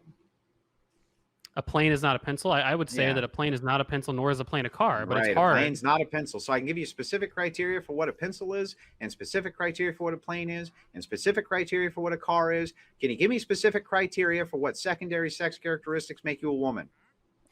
Can you give me a criteria of a pencil that is never shared with any plane? Because that's what you're asking me to do. Yeah, it's made out of wood. Sure, you don't think there's any planes that ever have wood? Not now, no. Really? So you don't think any interior? Well, maybe there's ancient planes that have existed, but I don't think there's any manufactured now that don't have steel. Or let's say lead, right? Or let's say rubber. I don't know. Maybe there's all kinds of characteristics. How about this for a characteristic? A pencil, let's go for it. It's always this big. Are there any planes that are that big? Yeah, sure. You don't think a plane can be that big? What about like a toy plane? It can't be that big. No, it wouldn't be an actual aircraft with a combustible. Or how about just that? It has an engine, and pencils don't have an engine. How about that? Well, it depends on what you define one delineating factor that I can give you for specific criteria. Mechanical. We can have a mechanical pencil, right? There you go. It doesn't have an engine. It's not a combustible engine. Well, you got me there. I guess pencils don't have combustible engines. I guess they don't. So I can give you some criteria that's inside the realm of objective reality. Right, and I can give you thing as a secondary sex characteristic that makes you a woman. Right, and I can give you criteria that are generally true, but not things that are secondary sex true. Characteristic. You can't give me anything that actually fits the criteria, which is why it's a useless fucking category. Well, and it's made the fuck up bullshit. Well, hey, I mean, I'm glad we can join each other in the gender abolitionist meeting at next time around, if that's really where you're going with this. I absolutely want to abolish gender and only utilize sex. You're right. Oh, okay. So you're saying gender itself is a pointless category. I see what you're saying. Not only is it a pointless category, but you can't define it in any way that's meaningful ever. And I've asked you 100 times to do it based on either secondary sex characteristics, literally anything. And you can't. Well, wait, but you recognized but that doesn't make sense though, because you recognize that you're saying it's a useless category, but you recognized at the beginning part of this section of the debate in terms of the question period is you recognize that it could be useful for gender affirming healthcare for trans people. So no, if it's an arbitrary, I said that gender dysphoria is a mental illness, and to treat that mental illness, there's a possibility that affirmations may be useful. That's what I said. So how could it be useful to affirm an arbitrary category that doesn't exist and is ultimately for the same exact reason that it might be useful to affirm somebody who thinks that they're the Queen of England so that they don't kill themselves? Right, exactly. So we're going on to the empirical argument, right? So I would agree that. Well, we've been on the empirical argument, and here's what you've given me for an empirical argument. I don't know. I don't know what the category is. I can't define it. I can't tell you what's in it. I can't tell you anything about it. It just exists. That's not all what I've said this entire time. It's a good straw man, though. My point was just to say that there's a lot of characteristics that we would generally amalgamate to be a man or a woman. And I would say that ultimately, if you run it all the way down, it is ultimately arbitrary what we would call a man and a woman. However, that doesn't mean it's not a useful No, it's category. not arbitrary what we would call a man and a woman. It's arbitrary what you would call a transgender man or a transgender woman. Sure, I guess I would argue, arguably it would be both. But the point is just no, to say it that arguably would just be one.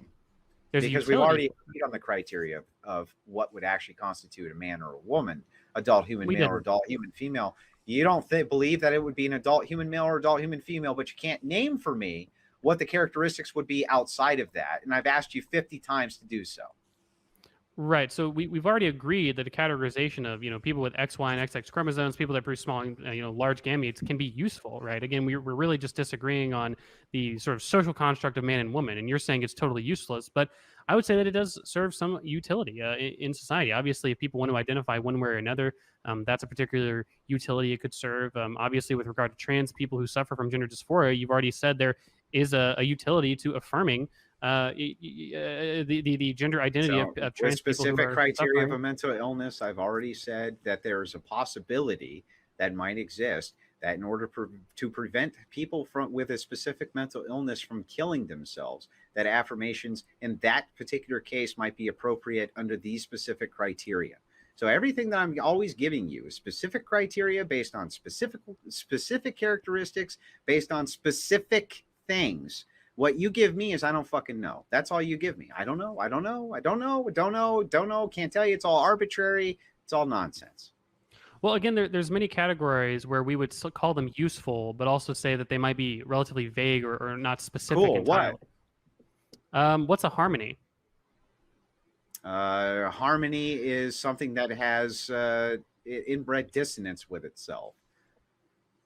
Yeah, sure. So would you say that? Well, explain that again. Maybe I didn't grab that.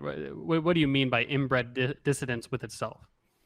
So harmony would be something that flows with itself.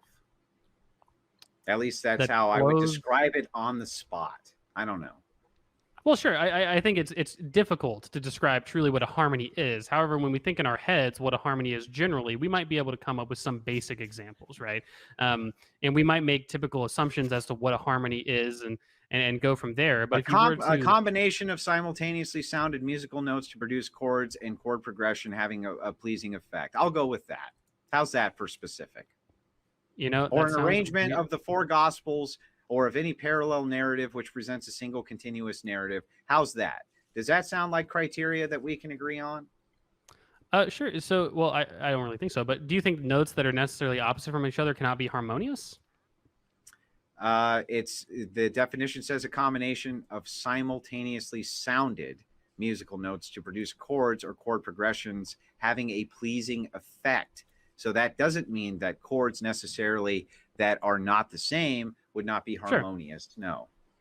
Yeah, sure. What so that's a definition. There we go. That's a definition we can both agree on with specific criteria. Can we get to any secondary sex characteristics that we can think of outside of fashion, even if you use fashion, that cannot be ascribed to both sexes? And the answer is always no. Everything else we can come up with specific criteria on, no matter what you cite. I'll just pull up the definition and we'll probably agree on it. But we can't seem to on this because you can't give me any fucking thing specific. Yeah, so I would just say that with regard to this issue specifically, again, there is a useful categorization of, sort of man and woman in a social construct.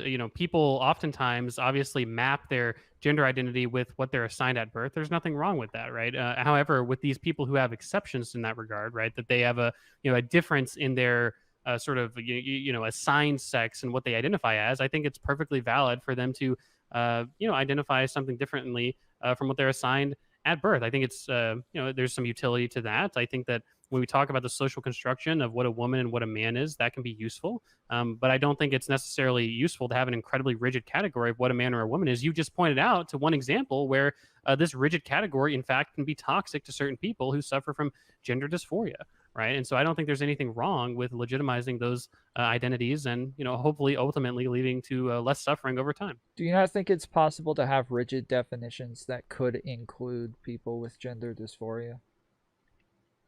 What do you mean? Maybe I'm confused by the premise. So what you just said a second ago was that it's harmful to some people who might have gender dysphoria to have a rigid definition.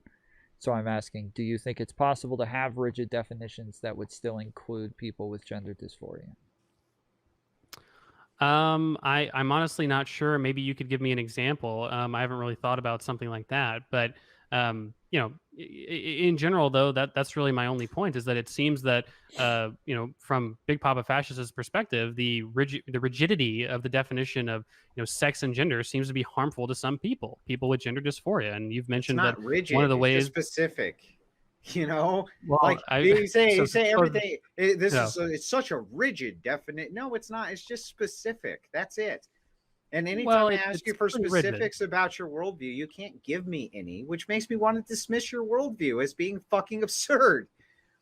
Well, right. Again, you can call it absurd, but you kind of implicitly agreed with my worldview, which is that I apparently didn't kind of implicitly agree with anything. Let's just say that your specific definition, apparently, backing off of the specificity of that definition instead of saying rigidity, apparently can serve some social and functional utility, i.e., giving people with gender dysphoria perhaps some relief from their ailments. But do you know why it gives it functional utility? You tell me, Andrew. I'm just learning. Because it exists in objective reality regardless of your consciousness. That's why. So if you were unconscious and you were a fucking vegetable in the fucking bed and you had no idea what your sex was, it would still exist independent of your thought, and gender would not. That's what gives it so much utility. So you're saying the existence of someone that identifies with a sex outside of what they were assigned at birth has some sort of objective meaning? No, it has no objective meaning. It does not exist in objective reality at all, whereas sex does exist in objective reality regardless of the state of the person. Okay. Regardless of you consciously thinking about it or unconsciously thinking about it, it's still going to exist.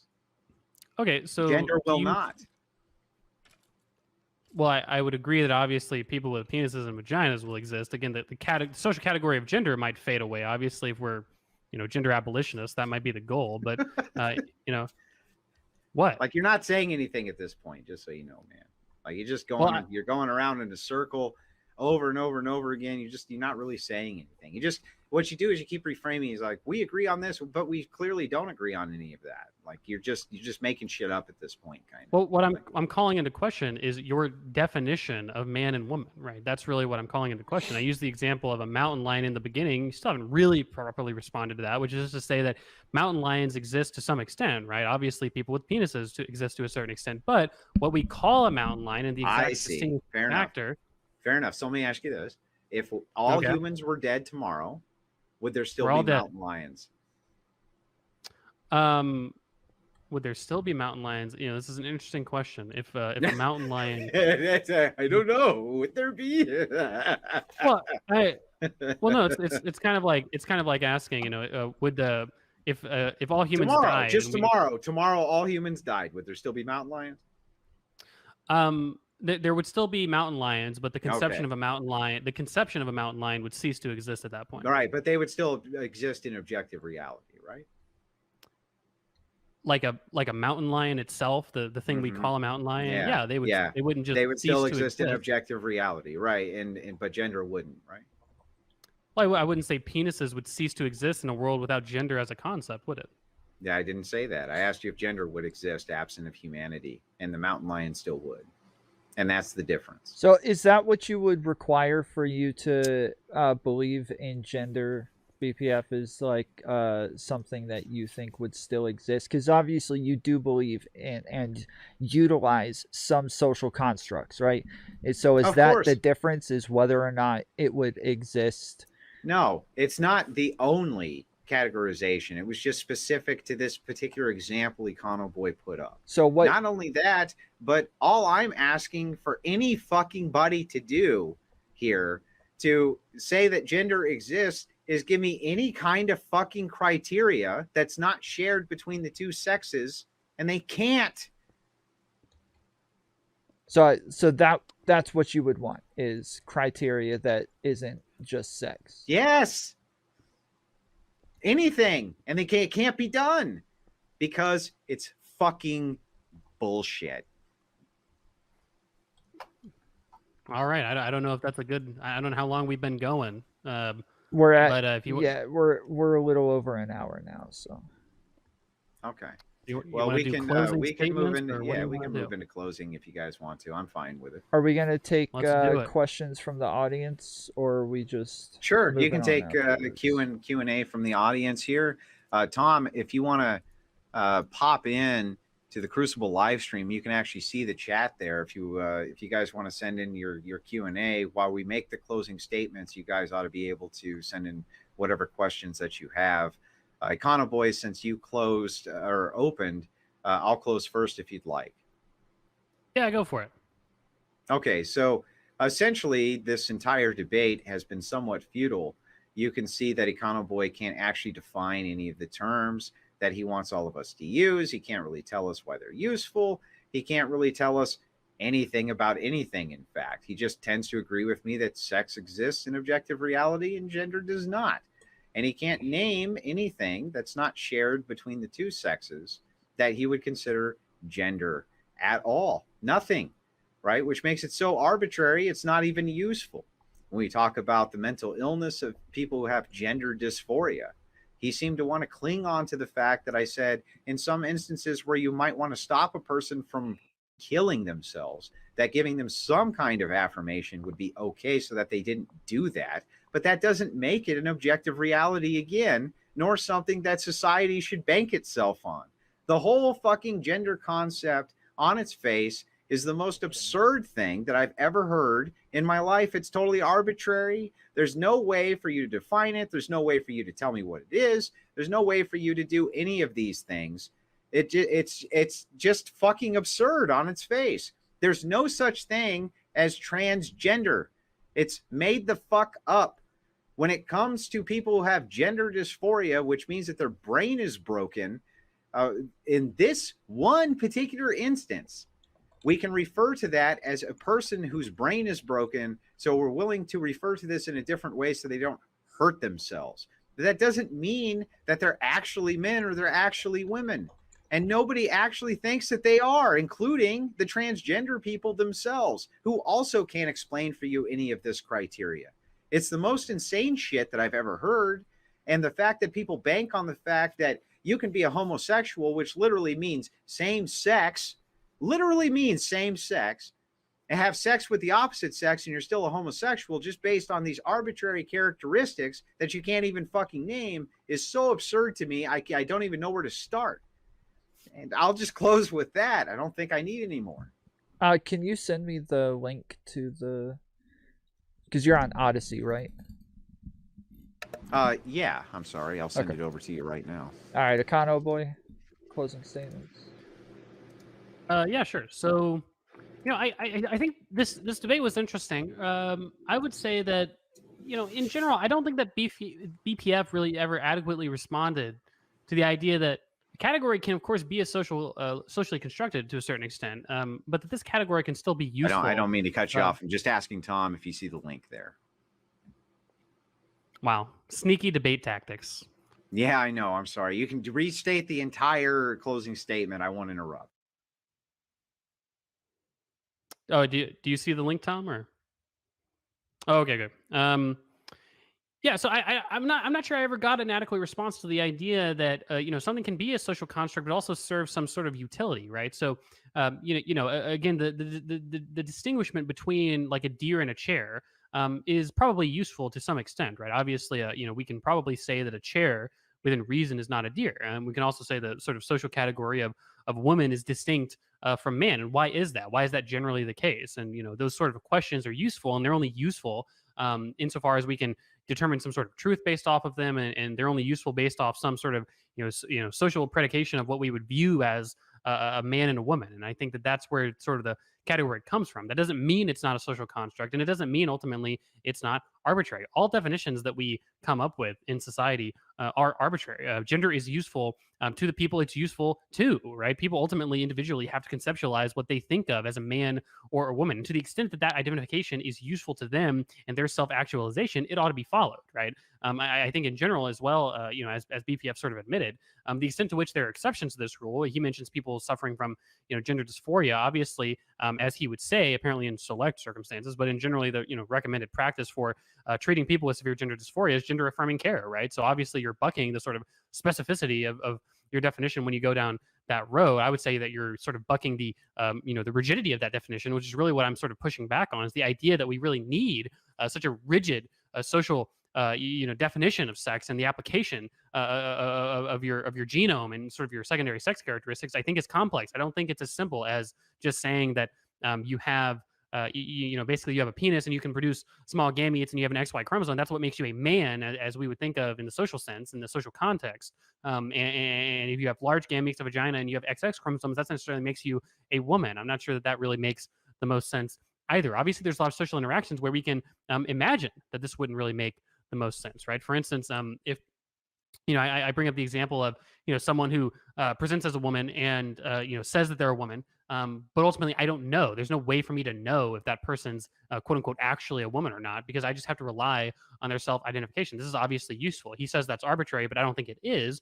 Similarly to how we might say that the category of Christian or Muslim is quote unquote arbitrary, but I don't think it is. We have to rely on self-identification and what they are actually saying in that regard to get any truth from that interaction and to sort of rationally and sort of socially interact. I think that self-identification is a relatively valuable thing. And so that's kind of the entire point that I've tried to go off of in this debate. And I think that's something that ultimately BPF kind of conceded in this debate, was the idea that there's a lot of empirical justification for not necessarily blending this category, but probably trying to reject some of the rigidity or specificity of that definition. The idea that someone suffering from gender dysphoria is probably advantaged by having gender affirming healthcare, which is to say that you respect their pronouns and you try to give them the resources that they require so as to not feel ostracized and things like that. All the studies that we tend to look at in terms of trans healthcare and stuff like that tend to show that basically societies and familial relationships that don't ostracize trans people tend to result in those trans people feeling more accepted, less suicidal ideation, less depression.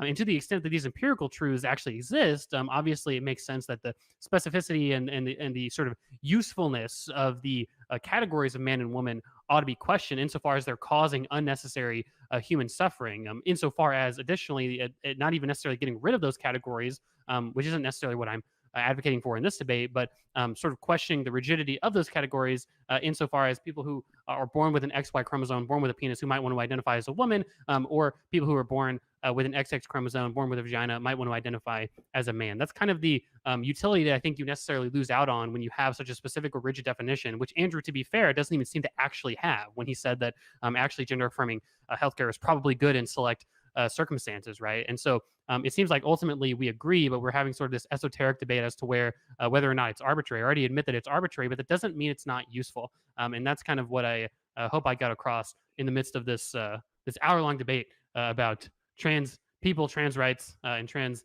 ideology. To sum it up in one sentence, the world is made better with a less rigid definition of man and woman, and it is made better insofar as we respect trans people, especially those who are suffering from gender dysphoria and similarly sort of gender-related mental illnesses.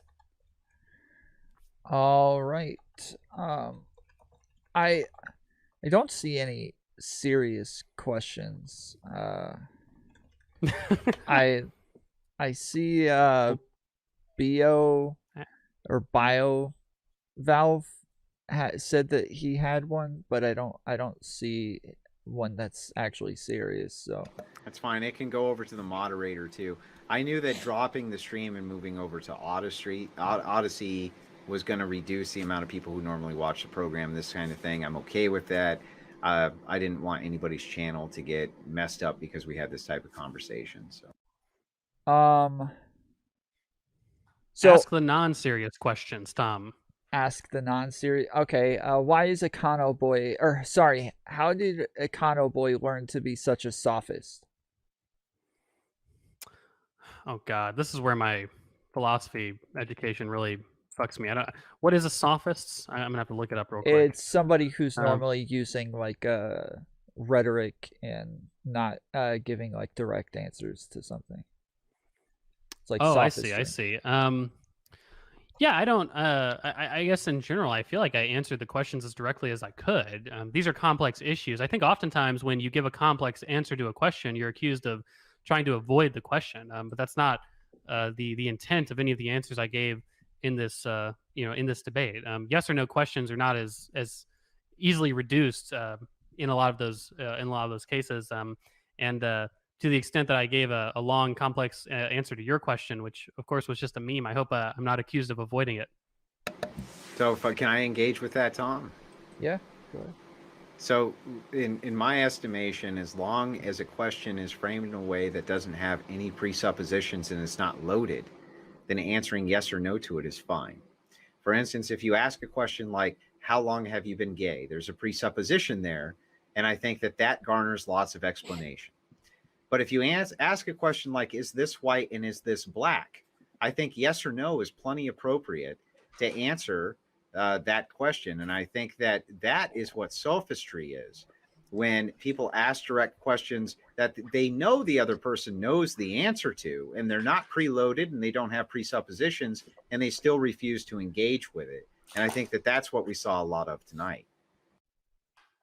I mean, I think sometimes it takes more than that. Like if you ask, like, is this white or is this black, and it's actually green, then sometimes the person is going to give a much longer answer. Then that would be loaded.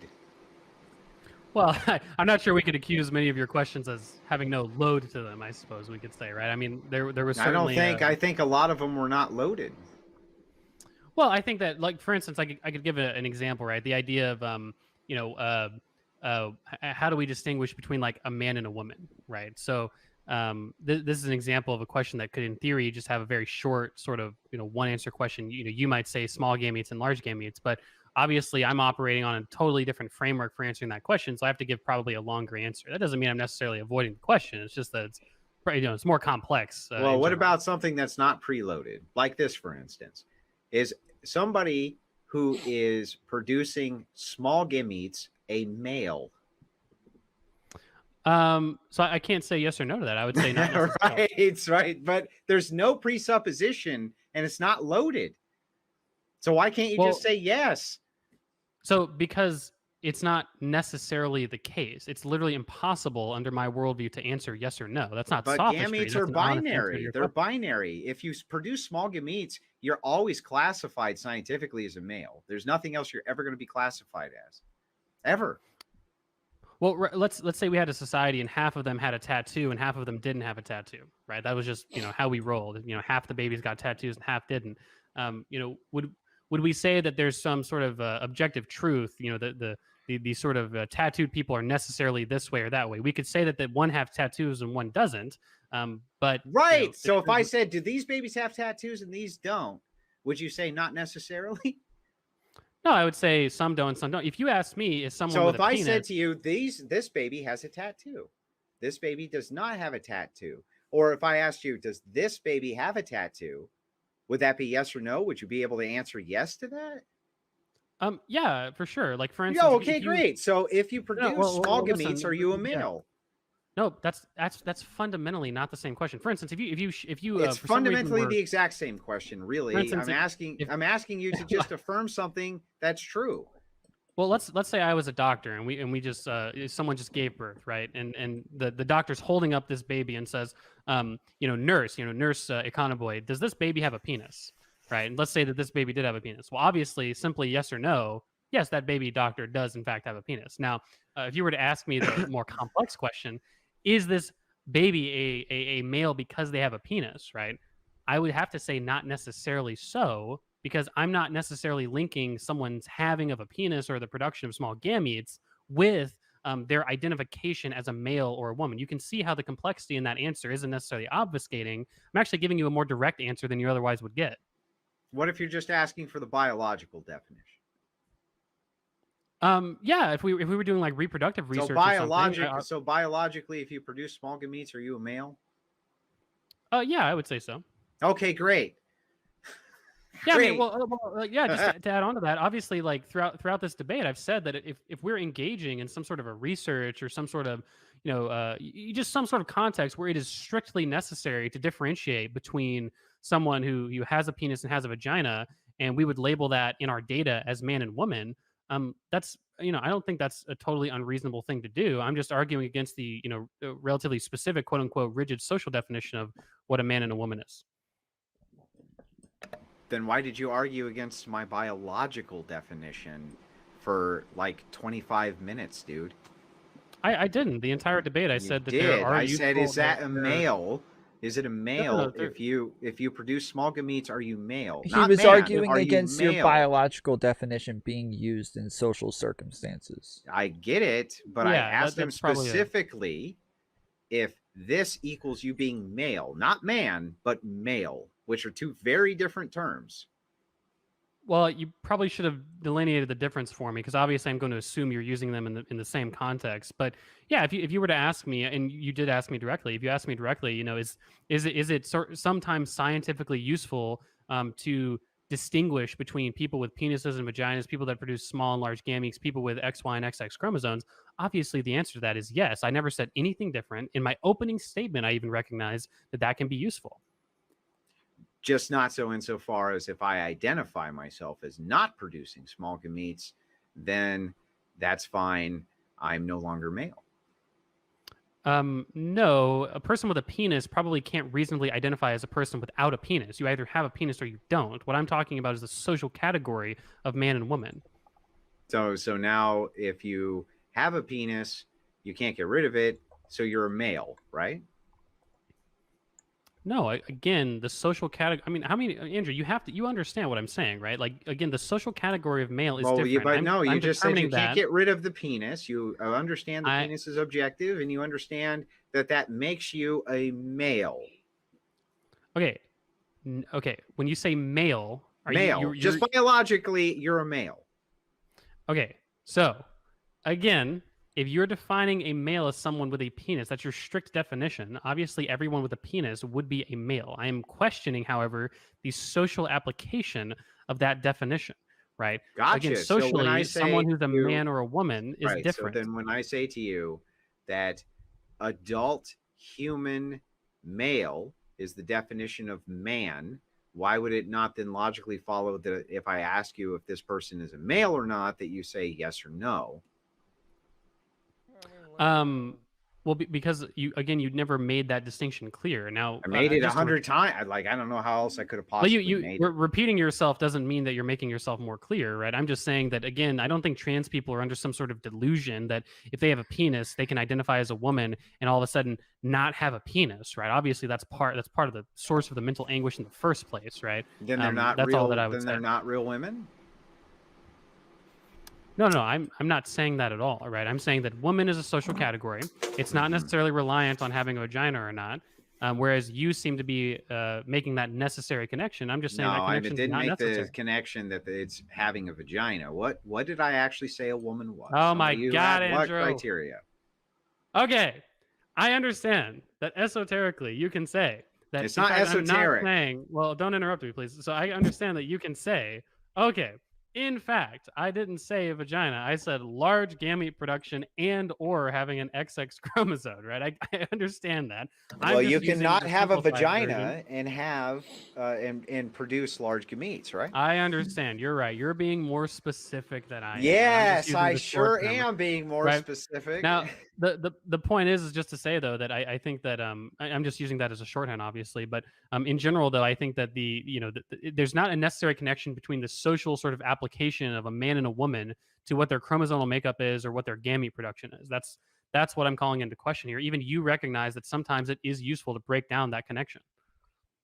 The only time that I said that it's useful is in a specific instance where somebody's delineation from reality is such that they're mentally fucking ill. The same way that I would maybe say that you could affirm somebody saying that there's a unicorn right in front of them so they didn't shoot themselves in the face wouldn't mean that there was actually a unicorn in front of them. You understand the difference, right? I understand the difference that you're trying to communicate, but I think it kind of falls hollow. I think that in general, when we're talking about a social, how does it fall hollow? It's the same shit. I'm saying it's not real, but in this specific case where the person's so delusional that they think it is, and it might prevent them from killing themselves while you're treating them, that in that specific case, it's okay. for you to affirm this again, one thing. It's relatively different though, because the existence of a unicorn is not a social construction, right? However, A unicorn's a category social construction, literally. okay, There's nothing else it could be. It doesn't exist in objective reality. It's a complete social fucking construction. The existence of a unicorn is not a social construction, right? We know the existence of a male is not a social construction.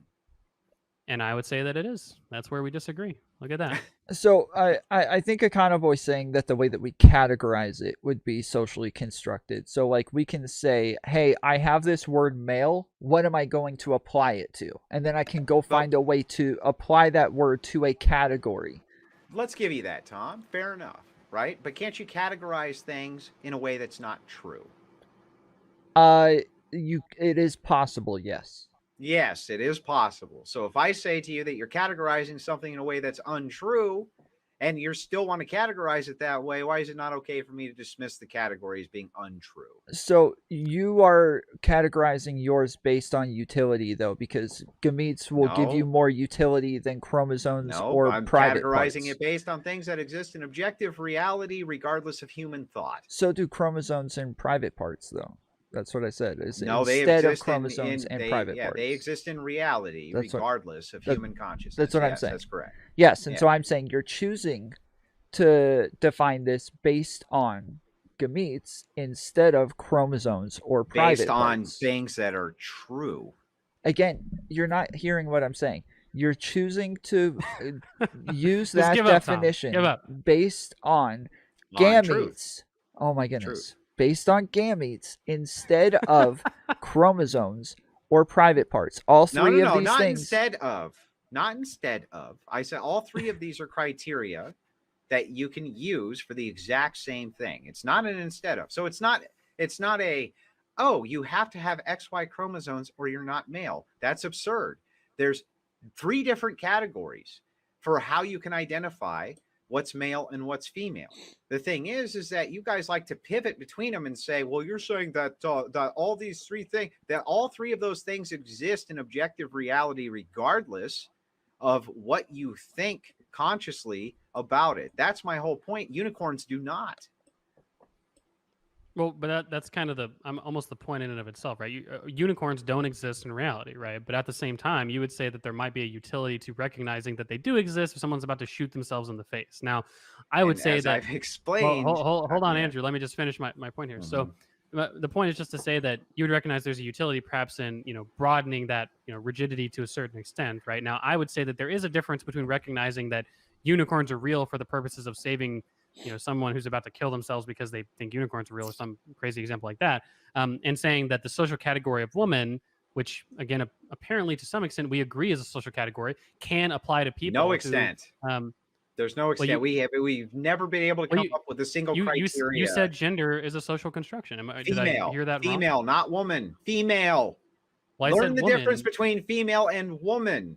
So you consider woman to be in contention. Right. You consider woman to be in contention. I consider woman to be adult human female. So it's not in contention for me. Okay, but Andrew, this is I don't know how to explain this I think you're either being purposefully dense or I don't think I am. So what I'm saying to you is this. Do unicorns exist? I don't think unicorns exist, no. Right. Okay. So if I told you unicorns exist and I saw one yesterday, would I be lying? It's hard to say. I would say that you probably did not see a unicorn yesterday. You probably did not. Why? Because they don't exist, right? No, maybe you saw something that you thought was a unicorn, but sure, it probably wasn't. But you don't believe me because they don't exist, right? No, I would say you did not. You probably did not see a unicorn. You just don't. Why? Because you don't believe that they exist, right? There's presently no evidence that unicorns exist. I feel the same way about gender. Okay, well, I'm not sure how you could necessarily feel that way, considering trans people exist, because trans people, what you call trans people, are just males that fucking pretend. That's it. They don't exist. Or women. There's no actual delineation. It'd be like me putting a fucking horn on my head and saying I'm a unicorn. What makes me a unicorn? Nothing, right? Well, I mean, you could do that if you'd want. I think it'd be pretty funny, but Well, I what think would again make that's me the unicorn? You wouldn't believe me, right? You wouldn't believe I was a unicorn. You'd say unicorns don't exist, right? So okay, so I have to. I'm sorry.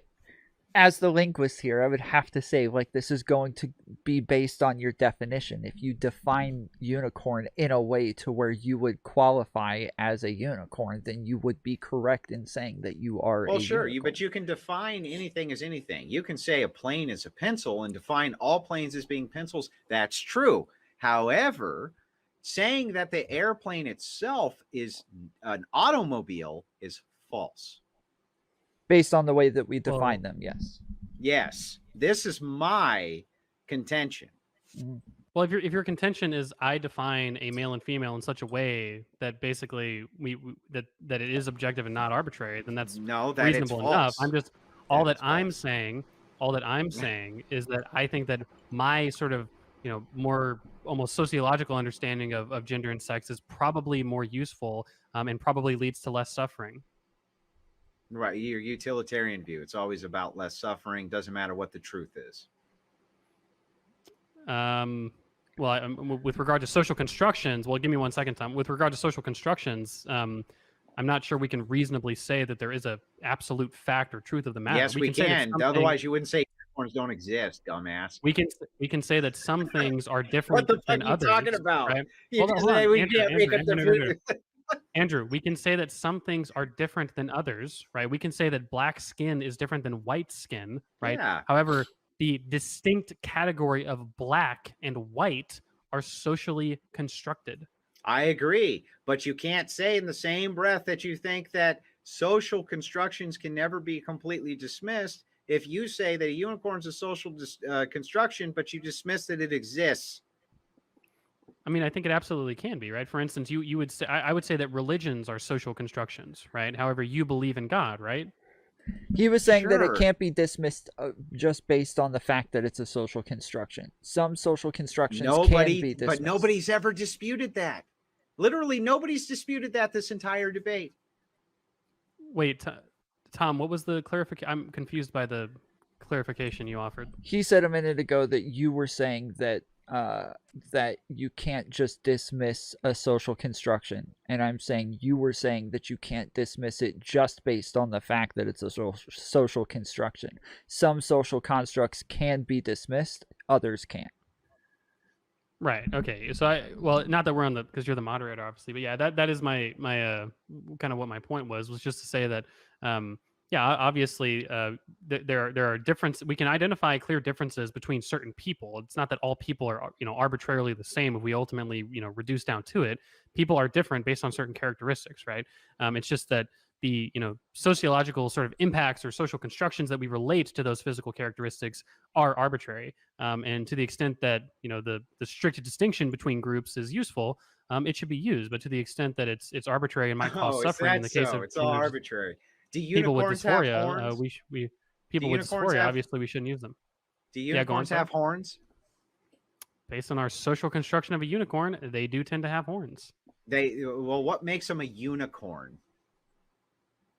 Well, again, based on our social construction of unicorns, having a horn and basically being a horse. Well, why are they called unicorns? Well, they've got the horn on their forehead. That's our social construction. So the thing is that the word, if you called them lobsters, right, would make less sense than unicorn. There's a reason that we have these identifiers for these social constructions so that they fucking make sense. We can at least identify what we're talking about. Unicorn makes sense. Unicorn, right? It makes fucking sense. What you're talking about makes no sense. These are arbitrary definitions that literally you can't define. You can't give me any criteria for any of them. It's fucking absurd. When I ask you what criteria would you give me for a unicorn, you'd say a single horn. It's like, yeah, when we get into that, that's why people think you're being a sophist. I guess I disagree. I've explained it as best I can, though. Are there any other questions, Tom? No, not that I can see. If there's, nobody's I'm surprised. I thought they're this would all be a the polarizing same. topic. Like, if we were on like YouTube and Twitch and everything at the same time, EconoBoi, we would have a huge audience here to get involved. But I dropped it over to Odyssey for the TOS purposes, so we don't have as large of an audience for this round. What? Yeah, go on. Sorry. The only other one that, like, let's see. Oh wait, this is a good one. Can either person explain how gender is separate from sex when gender roles among humans have gone generally unchanged since the dawn of record history? Yeah, sure. I mean, all that I would say to that to start is just to say that there have been many sort of basic human traditions that we've called into question over time, and I'm not sure it's necessarily the case that because we have a sort of social hierarchy or social outcome that it ought to necessarily be that way forever. So yeah, I just it seems like in a sort of almost traditional essentialist type argument that doesn't really make a lot of sense if we think of many other examples. The reason he can't answer that is because he would be right back to square one. I feel like I answered. Where I would simply ask him to name which of those gender roles are unique to a man or unique to a woman, and he wouldn't be able to fucking answer me. He wouldn't be able to give me a single fucking criteria for which one was unique to which. And this is why this whole argument falls the fuck apart in seconds. It's not really a response to the question, though. Obviously, the question was the idea that we've had these gender roles for basically all of human history, right? Yeah, so what are they? Why? Well, let me explain. So we've had these gender roles for all. What are they that are unique to one or the other? Like in terms of how historically we've defined gender roles? No, as in what's unique to these gender roles that are unique Andrew, to a man or unique to a woman as far as the delineation goes. Andrew, I understand that's the line of questioning you want to go down. My point was that wasn't the question that was asked, right? The question that was asked was, but that's what it's reduced gender to. roles that's what for all of history. And so we should continue those gender roles necessarily in the future. That's what I'm calling into question here. Not well, that question has a presupposition, and what I'm doing is reducing it. I'm just reducing it down to its minimum. And so the reductio for this is, can you name a unique gender role? And what I postulate is that you cannot. All right, I guess so. Okay. Yeah, that's about it. Yeah, that's it. You have anything else, Andrew? Well, I'd like to thank both EconoBoi for coming on tonight. I appreciate that, EconoBoi. And I'd like to thank Tom Foolery for taking the time to moderate the debate. Whether or not he wants to upload it to his channel is his fucking business. But I do want to thank both participants for coming into the Crucible tonight. There's only so many more debates that myself or Paige will be able to do because we're so inundated with requests now that we actually had to bring in a third moderator just to take care of the amount of debates that we're going to be running. So I do appreciate going head to head with you again, EconoBoi. Thank you so much for tonight for your time, and Tom as well. Alrighty, sounds good. It was fun debating, and to the very friendly Crucible audience, if you want to learn a goddamn thing or two about economics for once in your lives, obviously you can always subscribe to my channel and just go from there, guys. It'll be a good time learning about economics over on the EconoBoi YouTube channel. You can also harass me in the comments. You want to talk some shit in my comments? Go for it. All it does is feed the algorithm, my friends. You are only helping me by doing so. And never forget, no matter how much shit you talk, I will always love you. Okay? EconoBoi, is your thing that's yours, right? That's not from StreamYard. That whole when you talk the spectralizer. Yeah, it's the audio waveform. Basically, my my audience OBS projection or yeah, it's an OBS add-in, and I'm just using the virtual camera to project it into this StreamYards here. Basically, my audience was, and you can use it for like all sorts of visualizations, not just if you're a logo, but yeah, my audience was basically saying that the plain logo was a little not very stimulating, I guess, to the eye. So adding a little flair helped a lot. Yep. I like it. That's really cool. All right. Well, that's it. EconoBoi, if you'll stick around for a second after we go off, but I don't have anything else. All right, guys, I'm going to end the broadcast. Thank you all so much for showing up to the Crucible tonight. It's been a long day, had a long AMA, followed by a spirited debate with EconoBoi. We always enjoy having him here. Please like and subscribe to his channel, even if you hate his fucking guts. The Crucible is a community of debaters, and we should appreciate the debaters who come on to the Crucible.